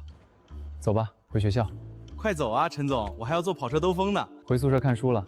你们刚才前台那事儿谢了啊，今天算我欠你个人情，回头我把钱转你。室友之间不至于，卡刚办的，顺手的事儿。行，不矫情了。东子，你等会儿坐陆川的车回去。我爸妈在电话里打得快掀房顶了，我得赶紧回去拉架，不然家当全得被砸碎。哎呀妈，你赶紧回吧，陈总，叔叔阿姨那边你先稳住，别真动手伤着了。老陆，你车呢？停哪儿了？开过来了。陆先生，得知您的车在我们这儿保养，我又去亲自安排了一下。谢谢。我操，宾利欧陆 GT， 这是你的？对。你小子藏得够深啊！二手代步车而已，刚好遇见合适的，就买来开开了。你快拉倒吧，几百万的宾利叫二手代步车，你再这么说话，我容易仇富。这车后排挺挤的，你俩谁坐副驾？坐后头。我昨晚熬了一宿，正好睡一觉。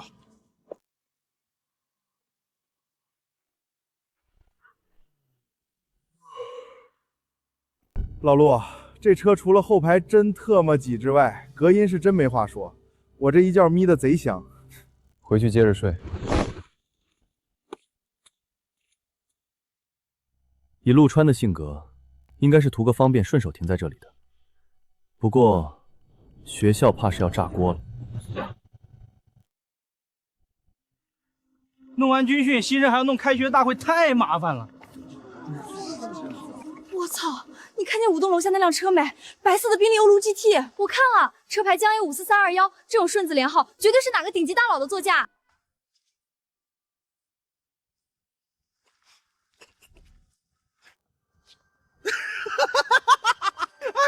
亲娘嘞！老陆，你快看，我不行了，我真要被这帮人笑抽抽了。江大新生的想象力确实比我预期的丰富。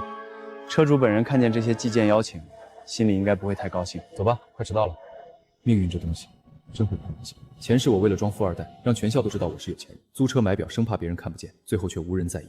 而这一世，我将那些浮华的面具撕碎，买车买房都选自己喜欢的，逼不装了，话也不说了，结果全校却自己炸了。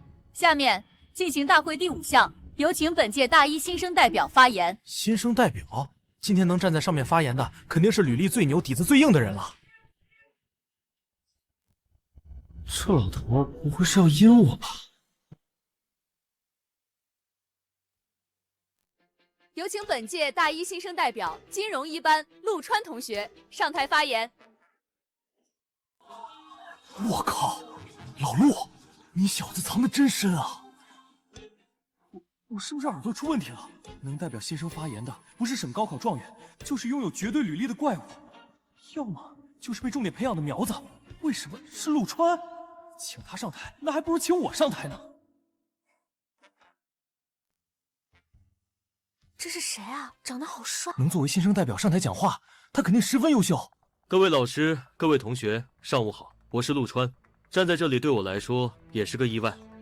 开学这段时间，我听到最多的话题是大家讨论以后要加入什么社团，怎么规划人脉，要在这校园中给自己打造什么样的人设。很多人觉得大学是重新包装自己的名利场，只要你穿得足够光鲜，认识的人够多，在这圈子合群，你就是个优秀的人。但这在我看来是最没有意义的一件事。与其把精力花在怎么挤进别人的圈子，不如先把自己的日子过好，把课上好，把饭吃好。真正的优秀，从来不是站在别人头上去展示优越感，而是先学会把你自己活成一个不管放在哪里都绝对可靠的人。谢谢大家。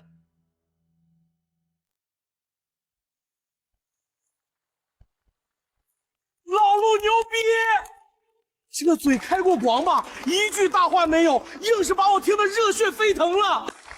如果今天被毫无准备推上台的人是我，我能做到像陆川一样磕棒都不打一个，思路清晰、逻辑缜密地讲出这段话吗？这就是人与人的差距。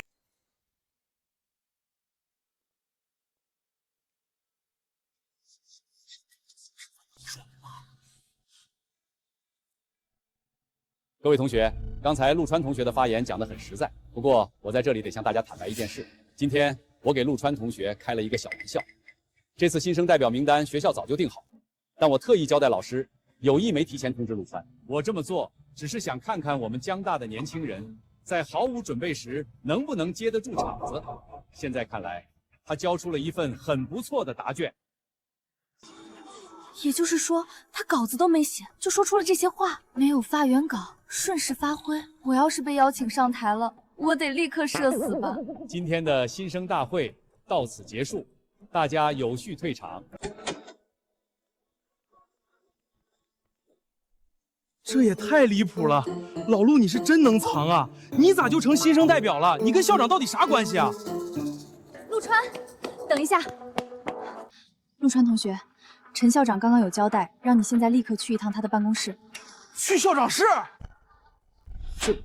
这已经远远不止在大会上出个风头那么简单了吧？他和校长难不成真有关系？校长，您找我来了。小川，坐。刚才在大会上没提前打招呼，没生我的气吧？你在汤泉水会叫方志远一口一个方叔，怎么到了我这儿就不肯叫陈叔了？陈叔，您这是在学校里，我怕坏了规矩。咱们私底下不讲那些规矩。小川啊，你那辆白色的车今天在学校动静不小，我等会儿跟后勤打个招呼，把你的车牌号录进教职工内部系统，以后进出校门道闸自动放行。行政楼地下车库也给你留个专属车位。不用麻烦了，陈叔，那台车太招摇了，最近动静已经够大，我准备再去买一台低调点的代步车，就过普通的大学生活。面对这种能够在几万名学生都想要的特权，他竟然毫不犹豫拒绝了，而且理由是想要低调。他这表情不像是开玩笑，是真嫌弃那辆车破坏了他大学的生活秩序。行，既然你想换低调的车，等你提了新车，联系后勤老沈录权限。行，麻烦陈叔了，那我先回宿舍了。去吧去吧，记得常来啊！你喜欢低调，陈叔要是经常派人去喊你，怕是想低调都低调不了。好。老方，你这看人的眼光一点没老啊！怎么，请你办公室喝茶去了？对，这孩子面对唾手可得的特权，不屑一顾。这份拿捏轻重的定力，这种松弛感，跟咱们地方上养出来的孩子绝不一样。他的背景绝对懂天理。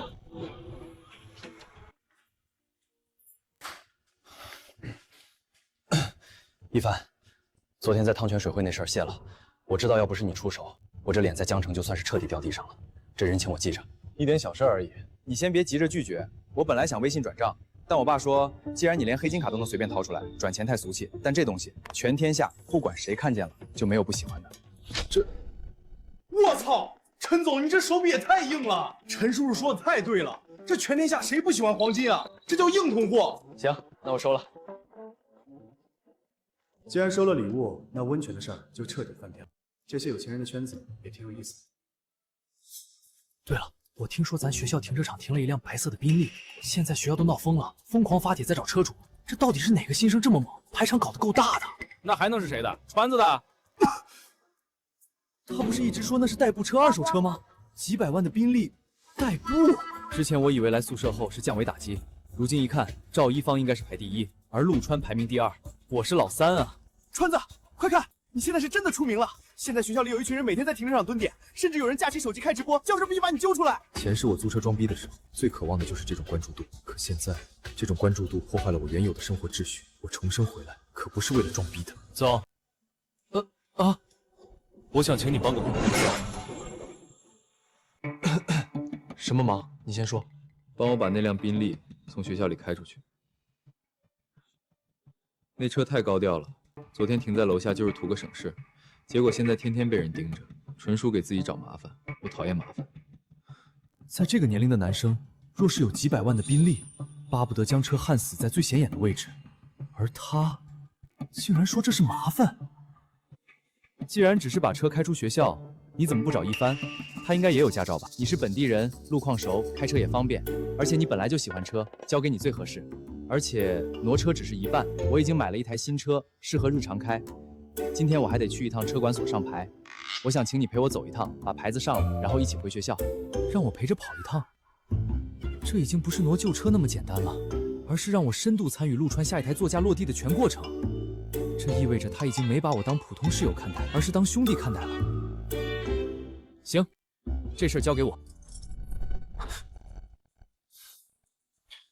我在后街的路口等你。OK， 你先去，我收拾一下。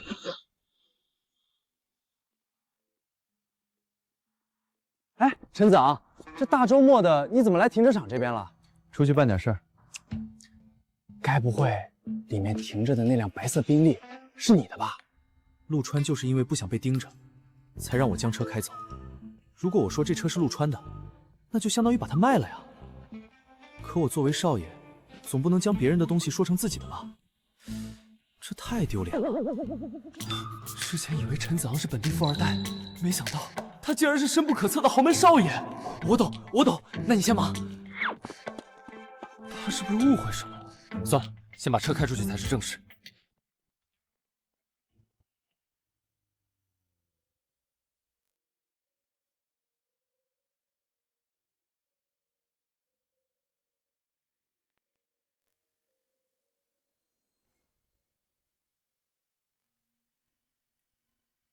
你那台新车什么时候买的？刚买的。既然嫌宾利好调，又强调是日常代步，那新车多半会往下落到奔驰 E 级或者奥迪 A6L 这个级别，对他来说应该是极大的克制了吧？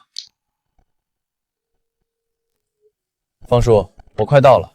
对，还是那几个要求：低调，开着舒服，坐着舒服，安静就行。好，我来安排，1个小时去车管所就行。今天我可是深度参与了陆大少的换车流程，到时候我去随便展现一下人脉，快速将麻烦的证件弄好，陆川肯定会高看我一眼，我们这关系算是彻底铁了。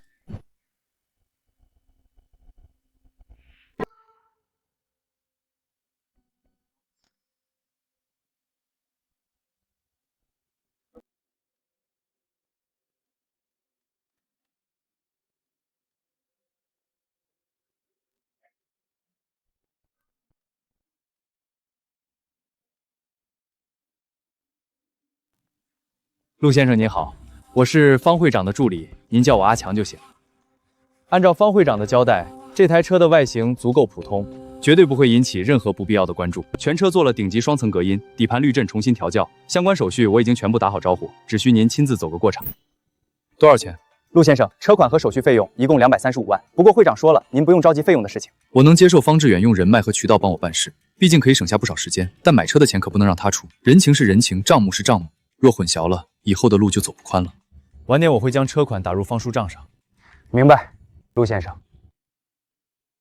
你知道基金园吗？帮我将那辆宾 B 车开去晋源地下车库，到了后，车钥匙交给物业管家就行。好。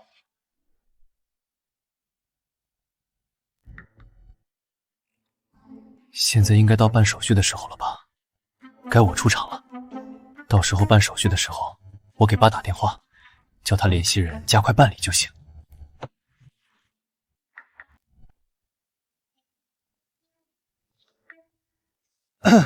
老陆，这边新车落地要办手续了吧？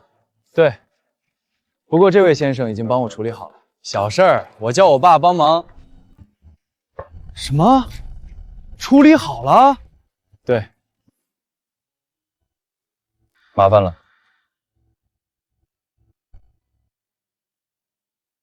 不是，我以为他叫我陪他来，是因为我作为本地富二代有人脉关系，会好办事一点。结果就真是陪他来一下呀。算了，以他的身份，确实也不需要我帮。你有朋友处理好了就行。你的新车呢？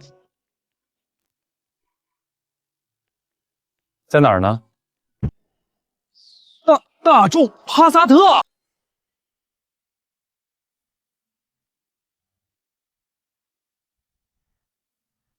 不对，好家伙，我还以为真是帕萨特，难怪比之前看到的帕萨特要长要宽得多，原来藏着门道啊！川哥，你这手玩的太绝了，这哪是普通帕萨特，这绝保是顶配的帕萨特 Pro Max， 大众标下面还带字母，这叫什么？低调的奢华。帕萨特 Pro Max， 这家伙想象力可真牛啊！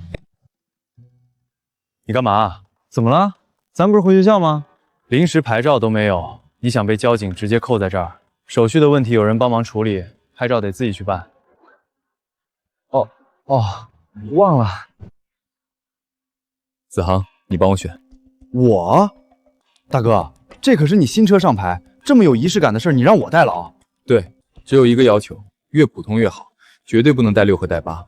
我买这车就是为了低调的。老陆，你这就纯属杞人忧天了。咱江城这选号系统很随机的，只有一次机会，出来10个号码，遇到什么就是什么。你想挑个带6带8的靓号，概率比中彩票还低，99%都是破烂杂号。你放心，我闭着眼都能给你挑个最烂。看好了啊，这叫听天由命。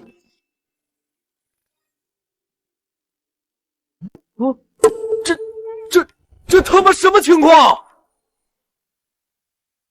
我刚才不是特意强调了吗？别选带6和8的，这能怪我吗？这是系统强制给的10个选项，全特8是6和8，这要是挂出去，人家以为你是刚从矿里出来的煤老板。能不能不选，重新摇一次？手续都绑定了，只有一次机会。那你帮我挑个最低调的。你让我怎么挑？这个还是这个？哪一个跟低调沾边啊？不行，我不选，你来选。我也不知道该怎么选啊。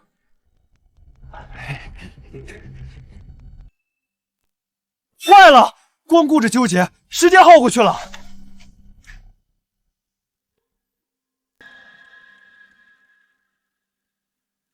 这怎么可能？刚才那10个号里根本没有这个。不对，这绝对是后台直接改写的剧本。前面那堆靓号只是掩护，从川哥交出身份证那刻，这种特权牌子就已经被死死安排好了。他能量强到甚至能够控制车管族的系统。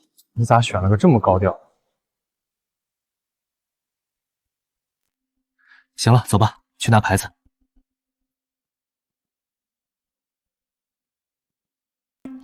这样估计是方会长在后面操作了。这份人情送的太重了，回去必须把买车的钱立刻结清。对了，这车进学校得办个通行证，不然太麻烦。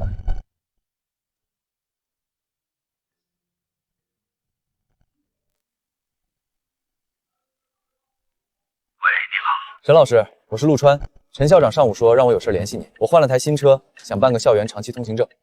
陆同学你好，陈校长专门打电话跟我说过这件事，您把车型和车牌号报给我。大众腾轰，插牌号江 A 00006。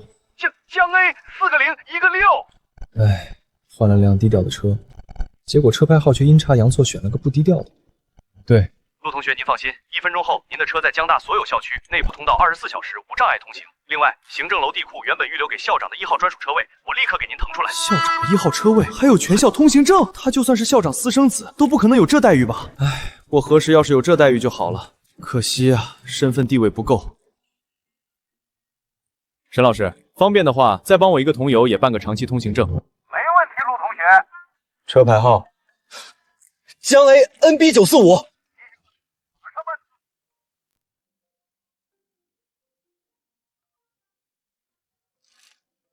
搞定了。喂，校长，陆同学那边的事情办好了，按照您的要求，我将您1号车位腾出来给他了。做得不错。对了，他换的什么车？大众腾辉，车牌号是江 A 0006。什么？你说什么？00006？千真万确，校长。行，我知道了，老沈，这件事你做得很好。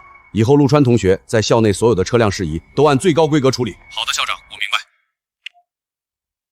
明明说要低调，却又要选择这样的车牌号，陆川到底想了什么？难道是因为今天我在新生大会上借主场优势提点了一下陆川，玩了一手上位者的权术，玩得过火了？而陆川虽然表面什么都没说，甚至还给我足够多的尊重，但心中却并未完全不在意。因为真正有背景手段的人，不会在明面上和我撕破脸，而是会以体面的方式亮亮自己的手腕。想让我明白，有些人是不能随便开玩笑的。这车牌就是给我的下马威。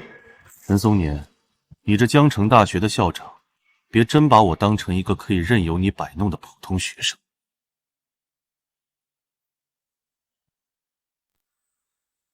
不行，得确定一下，这腾辉和车牌到底是不是陆川通过背后的人在对我发出警告？万一是，那就真麻烦了。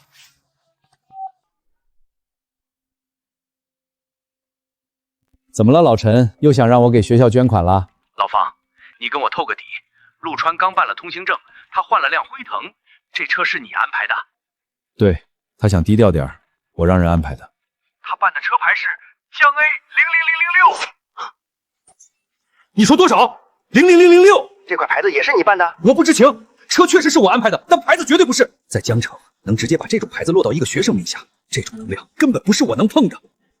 老陈，你别慌，我先去打听打听，这块牌子到底是哪位神仙手里流出的。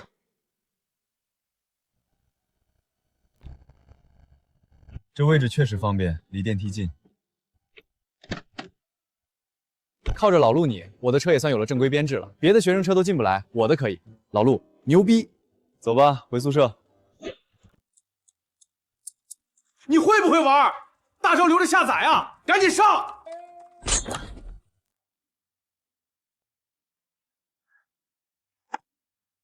回来了，回来了。你出趟门怎么像被人点了笑穴一样？没顺便去医院看看？你不懂，这叫阶层的跃升。我这趟出去算是彻底开眼了。车款必须结清，人情归人情，账不能糊糊。200多万，眼睛都不眨就转出去了，这大佬又买啥了？给他打个电话去通知一声吧。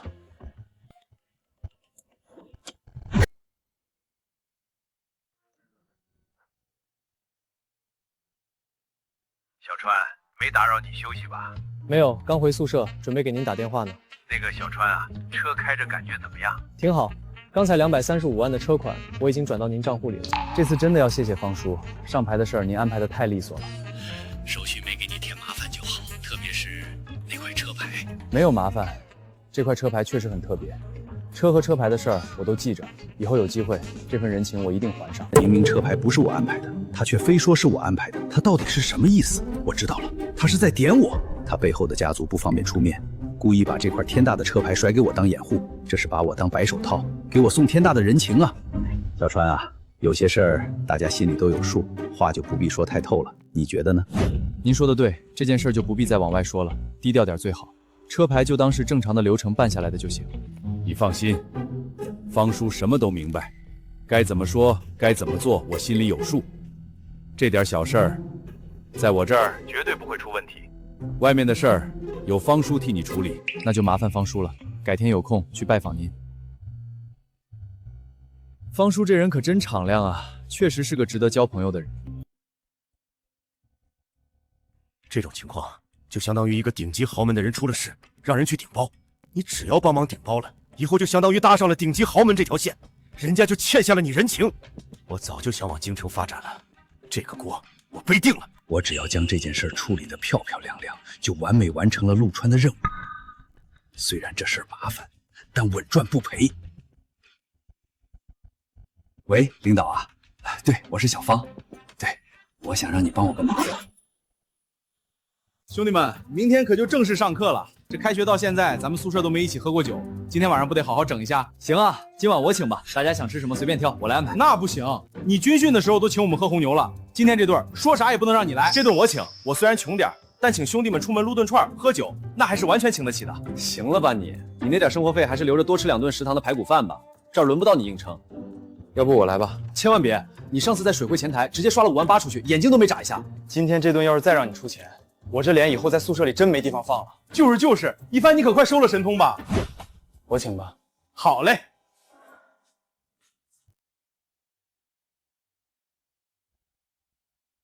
不是按照正常的宿舍社区流程，你们现在不应该先稍微拒绝我一下，然后再提出 AA 比较好吗？那怎么能一样呢？你小子藏那么深，请兄弟们吃顿饭当封口费，完全不犯毛病。你瞧瞧你最近干的那些事儿，几百万的白色宾利，你管那叫二手代步车？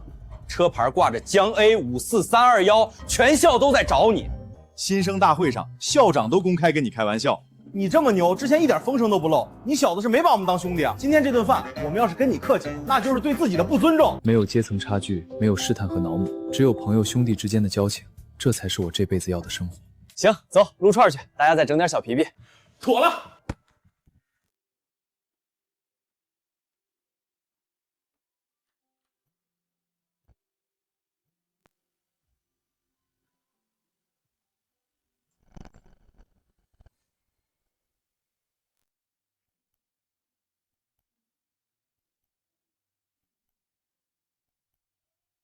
老舅，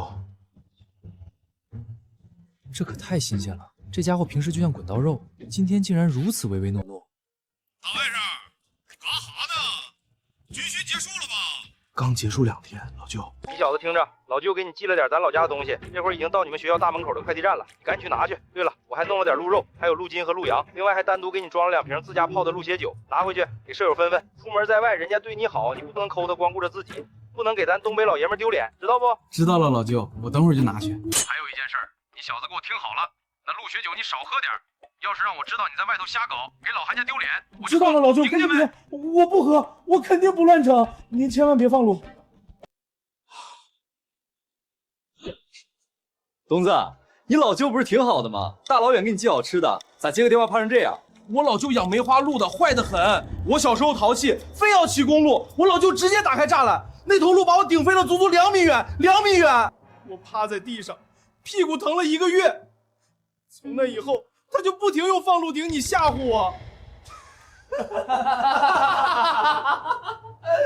你们别光顾着笑，等会儿拿快递，你们都得跟我一块儿去。老板，我取这个快递。同学，这个巨无霸是你的，253斤，知道的是快递，不知道的还以为我这是批发市场呢，赶快弄走。250多斤的快递，东子，你老舅可真照顾你啊！我打开看看。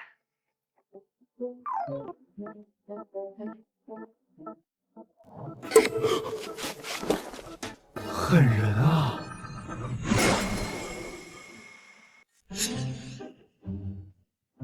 东子，你老舅是连全尸都给你打包送来了。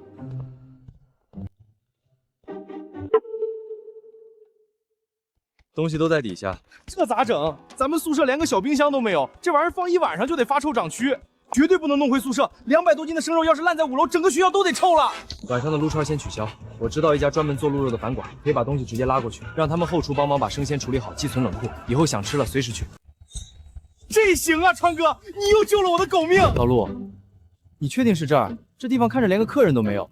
在江城有头有脸的餐厅，我基本都知道。这家店我听都没听过。是啊，川哥，这要是给里边那些不入流的厨子做坏了，我可是要心疼的滴血的。信我，这家店的老板是处理鹿肉真正的好人。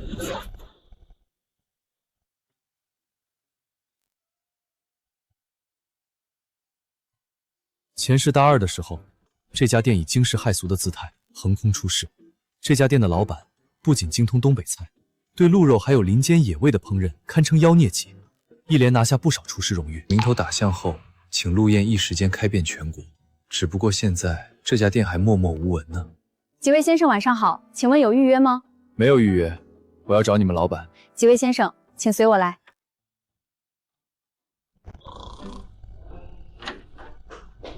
老板，快点起来，来生意了。鹿肉炖烂点儿，火候不到别叫我。炖个屁鹿肉啊！你清醒点儿！外面包间来了4个人找你，你今天要是再把这单生意黄了，咱们这个月就真破产了。客人，你看看这破店，整整1000多平，现在只剩下咱俩扛着。我每天不仅要做保洁，还要做服务员，还得当迎宾。你答应我的工资这个月都发不出来，天天就在这儿睡觉。再不干活，我就把大门拆了当废铁卖。现在人家客人指名道姓要找你，你还不去？在哪个包厢2楼听风阁。你至少把沾油的衣服换一下。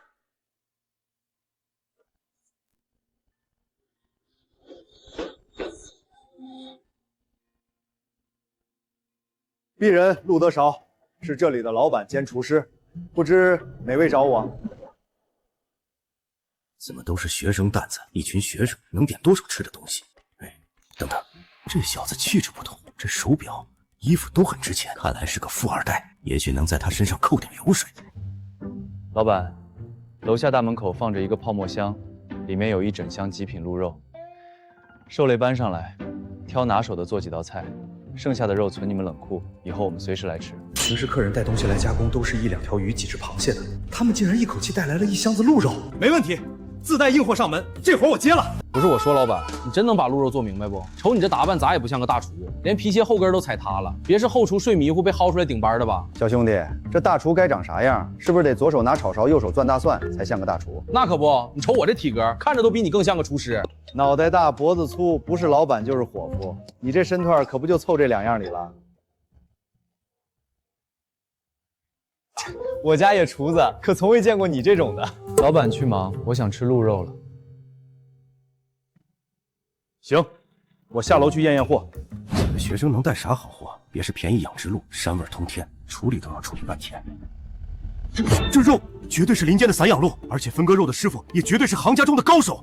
我虽然有手艺在身，却没有好的野味供给。若我能搭上这条线，长期在那边拿肉，肉我看过了，是这2年见过最好的极品，好肉不能糟蹋，我得按师傅传下来的老规矩走。给我1个小时。行，你看着做。1个小时能做出什么花来？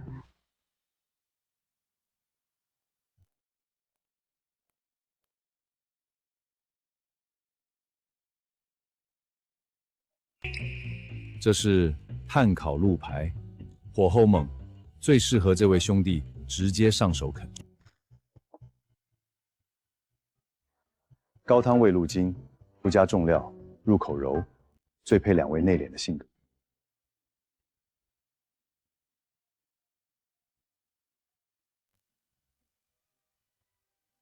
金玉华鹿筋脊，吃的是极致的嫩，最衬您的身份。从进门到验货短短10几分钟，他竟把我们的性格和需求摸得一清二楚。这个老板绝对不是等闲之辈。上一世他能起家，看来不仅光靠厨艺啊。让我先尝尝味道如何？我吃鹿肉吃得多，最有发言权。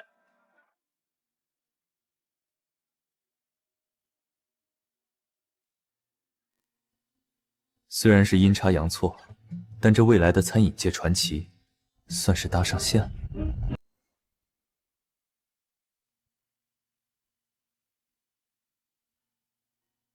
坏了，光顾着炫肉，忘了喝酒。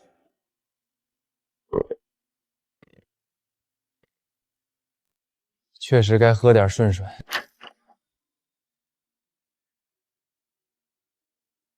鹿血酒太烈，容易上火。我送2个炒菜，大家整点冰皮。老板大气，我收回之前的话，你这鹿肉做的比我老家的还好吃。谢谢夸奖。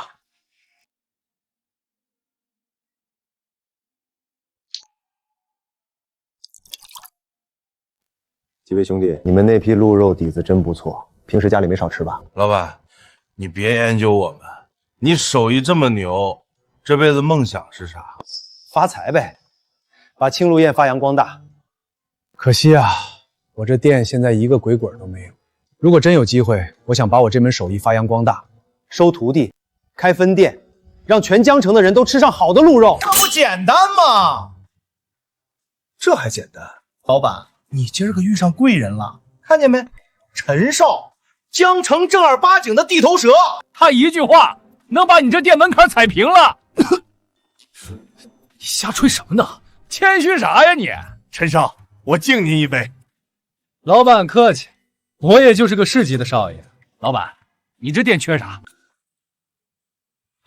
缺少客源，牌面，缺能消费得起的大老板捧场。那更不是事儿啊！可你知道一帆是谁吗？省级顶级财阀，人家回老家几十辆黑牌奥迪 A8 排成长龙开道。东子，别扯了，他倒也没扯。我是市级少爷，你是省级的，地位完全不同。不过老板，你真想把店做起来，我平时认识一些朋友，到时候带他们来尝尝你手艺，也不是什么难事儿。这一桌人，这两人确实气质完全不同，而寒冬更像个气氛组。至于另外一位，似乎一直没什么存在感。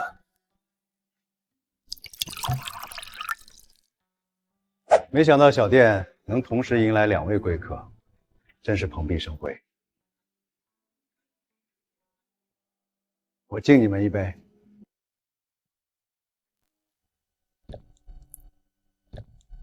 老板，你光敬我们不行，今天这一桌，你最应该敬的人还没敬呢。今天这桌上，真正不简单的，在这儿，京城来的。他开的是一辆白色的宾利欧陆 GT， 车牌号江 A54321。就在今天，他换了一辆新车，我陪他去上的牌。你们知道发生了什么吗？车管所选号机上当时出现的是清一色的6和8的顶级靓号。这也就算了，老陆竟然看都不看，选都不屑选，硬生生耗光了时间。系统超时后自动给了一个号，你猜怎么着？结果系统自动吐出来一个号，江 A00006。川哥这么猛，老板，你知道为什么他非要去换车吗？是因为他觉得那辆几百万的宾利太高调了。几百万的宾利还太高调，这绝对是反话。这只能说明宾利在他眼中根本不是值得炫耀的资产，甚至还觉得开宾利丢了他的脸。这小子喝多后，真是什么话都往外抖。本以为他是这一桌最普通的客人，没想到竟是一个超级隐藏大佬。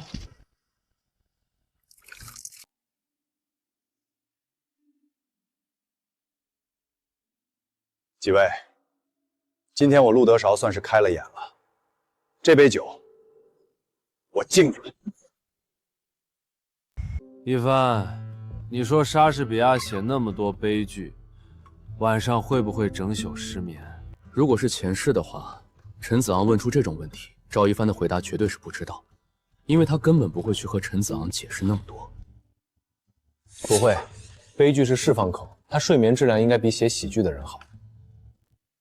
那你说，如果明天早上第1节微观经济学，咱宿舍全都旷课不去听，宇宙的运动轨迹会不会产生偏差？不会，但明天上午点名的时候，辅导员在成绩班上扣平时分的手速应该会很惊人。一帆，你这也太他妈真实了，绝了！一帆，你这脑子到底怎么长的？来，为了宇宙的运转，咱俩走一个。赵一帆平时最冷，最难被周围喧嚣打动，但今晚竟然能和陈子航聊这种无营养的酒后闲谈。前世的504宿舍永远透着防备，重活一世，这种真实的羁绊挺好。喝，今晚多喝点儿，明天就正式上课了，喝酒都没什么机会了。老陆，你也要陪我们多喝点儿，咱以后可是兄弟，这里就定为我们兄弟几个聚餐的地方了。好，没问题。我这饭店有了这几尊大神经常来吃饭，以后不愁不发财了。来，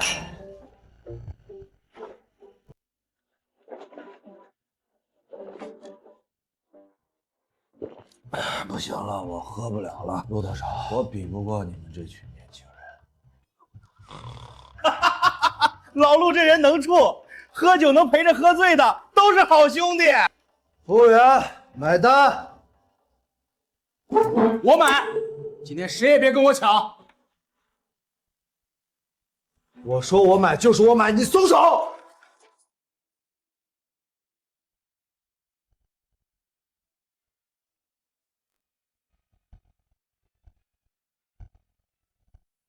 他俩好像喝高了，这咋整？让他们去折腾吧，咱上去也是添乱。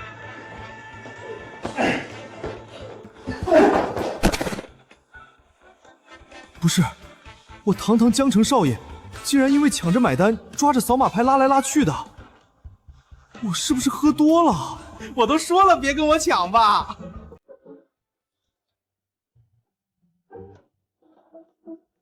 多少钱啊？先生，您今晚一共消费了5800元。多少？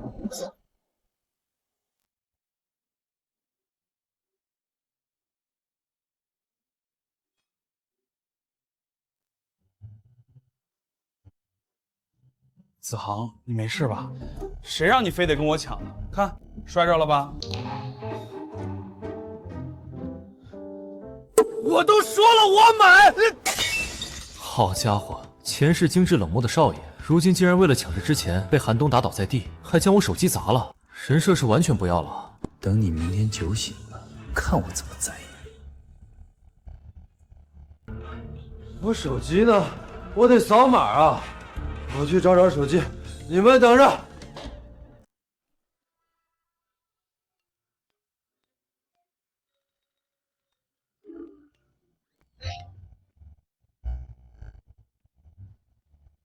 服务员，我来吧，顺便麻烦帮我们喊个代驾。好。别装了，人都走没影了。那个顶级大少爷你不扒扯，你不是还惦记着要从他们嘴里掏出来那极品鹿肉的进货渠道吗？最后怎么不提了？极品鹿肉的路子确实缠人，今天第一次认识，总不能追着人家打听吧？吃相难看会把人吓走的。那个姓陆的呢？人家那背景你不着急巴结啊？京城来的宾利特殊连号，这种大佬突然跑来我店里吃饭，说出去你信吗？哪个东北大高个吹那本地的少爷，那本地的又吹那个姓赵的，最后七拐八拐都去吹陆川，还越来越离谱。不就是喝多了酒，在酒桌上吹牛逼吗？所以你完全不信？当然了，我干餐饮这么多年了，什么人没见过？真要有那种手眼通天的大人物，会和几个毛头小子混在一起，会因为几千块的饭钱抢单抢得满地打滚。松开小爷，小爷没醉，小爷能走。哎呦喂，我的屁股！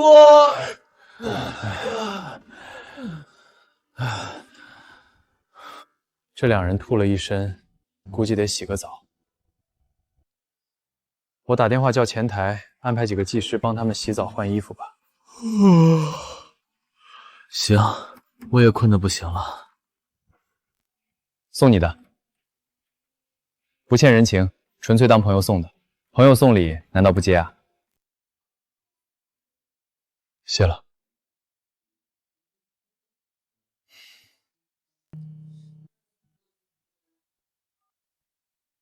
您好，麻烦给404号房间安排几个技师。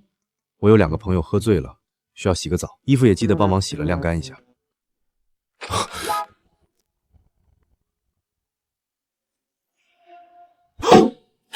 这他妈是哪儿？你他妈昨晚对我干啥了？我腰怎么这么疼？你给我说清楚！你撒手！我啥也没干啊！我就知道你不对劲儿。上次在水会，你非拉着我拼酒，还说什么兄弟感情必须睡前聊透。我他妈也喝断片了！我一睁眼你就在这掐我，我还想问你咋从我被窝里来的呢？现在居然趁我喝醉，你个禽兽！我不活了，我不干净了。行了，先松手，你昨天晚上干啥了？自己全忘了吗？昨天晚上喝完酒，你没走稳，结结实实摔了个屁股墩儿，所以你现在屁股疼，非常正常。真的？真的。我和陆川昨天晚上就在旁边房间。寒冬要是真对你兽性大发，我和陆川能不出来制止吗？难道真是我过激了？真特么倒血霉了！老子东北纯爷们儿，刚醒就差点背上一口大黑锅。那个东子啊，我刚刚那反应是很正常的，别怪责啊。正常？我告诉你，我性取向可没有问题，以后别这么想我。下次我请你喝红牛，等着。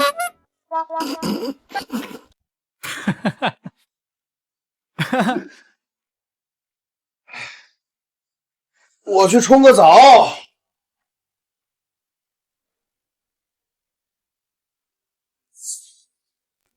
我这副鬼样子，要是让我妈看见，绝对能脑补出一场豪门恩怨大剧。可是不见，她能顺着网线过来扒了我的皮。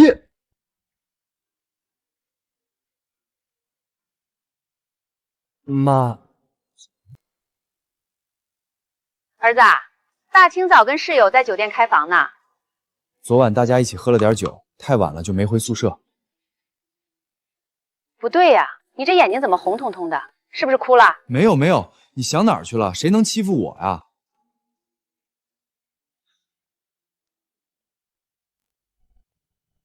咋？你那屁股还疼不疼了？你别乱说话。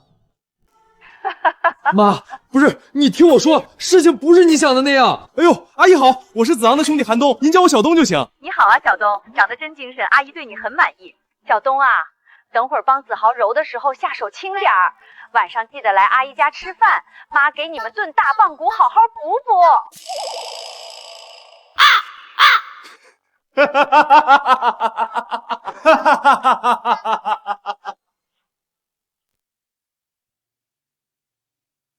接电话，接电话，老妈。拨打的电已关机。完了完了，这是铁了心要办招待宴了，这辈子都解释不清了。你就是陈子昂，陈学弟。是，怎么了？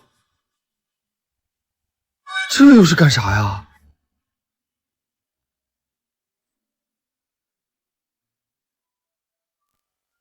我的个乖乖，陈总，你这是得罪哪个宁霜厂了？这到底怎么回事？子昂，你是不是得罪了什么人？这不会是恶作剧吧？我刚来学校也没得罪人啊，我看看。开学报道我就注意到了你，你身上的气质很干净，希望能从一顿简单的晚饭开始，慢慢认识你。嘿嘿，我就说吧，本少爷怎么会得罪人呢？这些都是情书，这该死的魅力根本就藏不住。我操，还真是情书啊！陈总牛逼，人家是桃花朵朵开，你这开了一个桃园。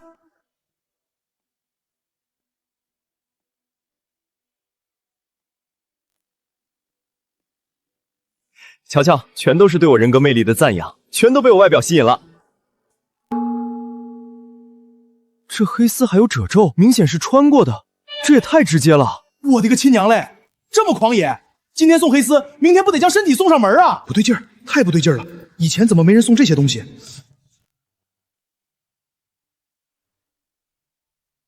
子昂，你看。这信封上的火旗印章印的还挺讲究。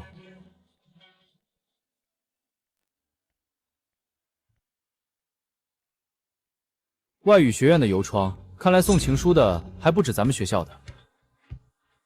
我明白了，他们是想让陈总多乐一会儿。这大少爷今天已经被折腾得够惨了。刚才说看什么？我说我想看看黑丝。你这人怎么说话这么粗俗？大家都是文化人，想看黑丝能说的这么直白吗？得换个有意境又文化的说法。那应该怎么说？应该这么说：文君倩腿裹鹰晚霞，青苔莲步风寒韵，漫至罗宾亦自暇。莫道人间无绝色，一眼惊鸿醉天涯。这首诗就叫《盼见素腿着玄霄》。好文采，好诗，好诗啊！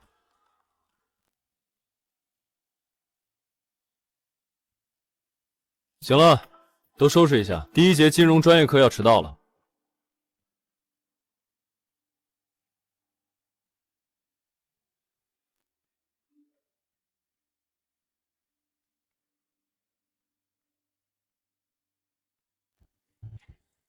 摒弃了前世那些装模作样，我找回了久违的踏实与平静。这种生活才是人过的生活，而我的人生才刚刚开始。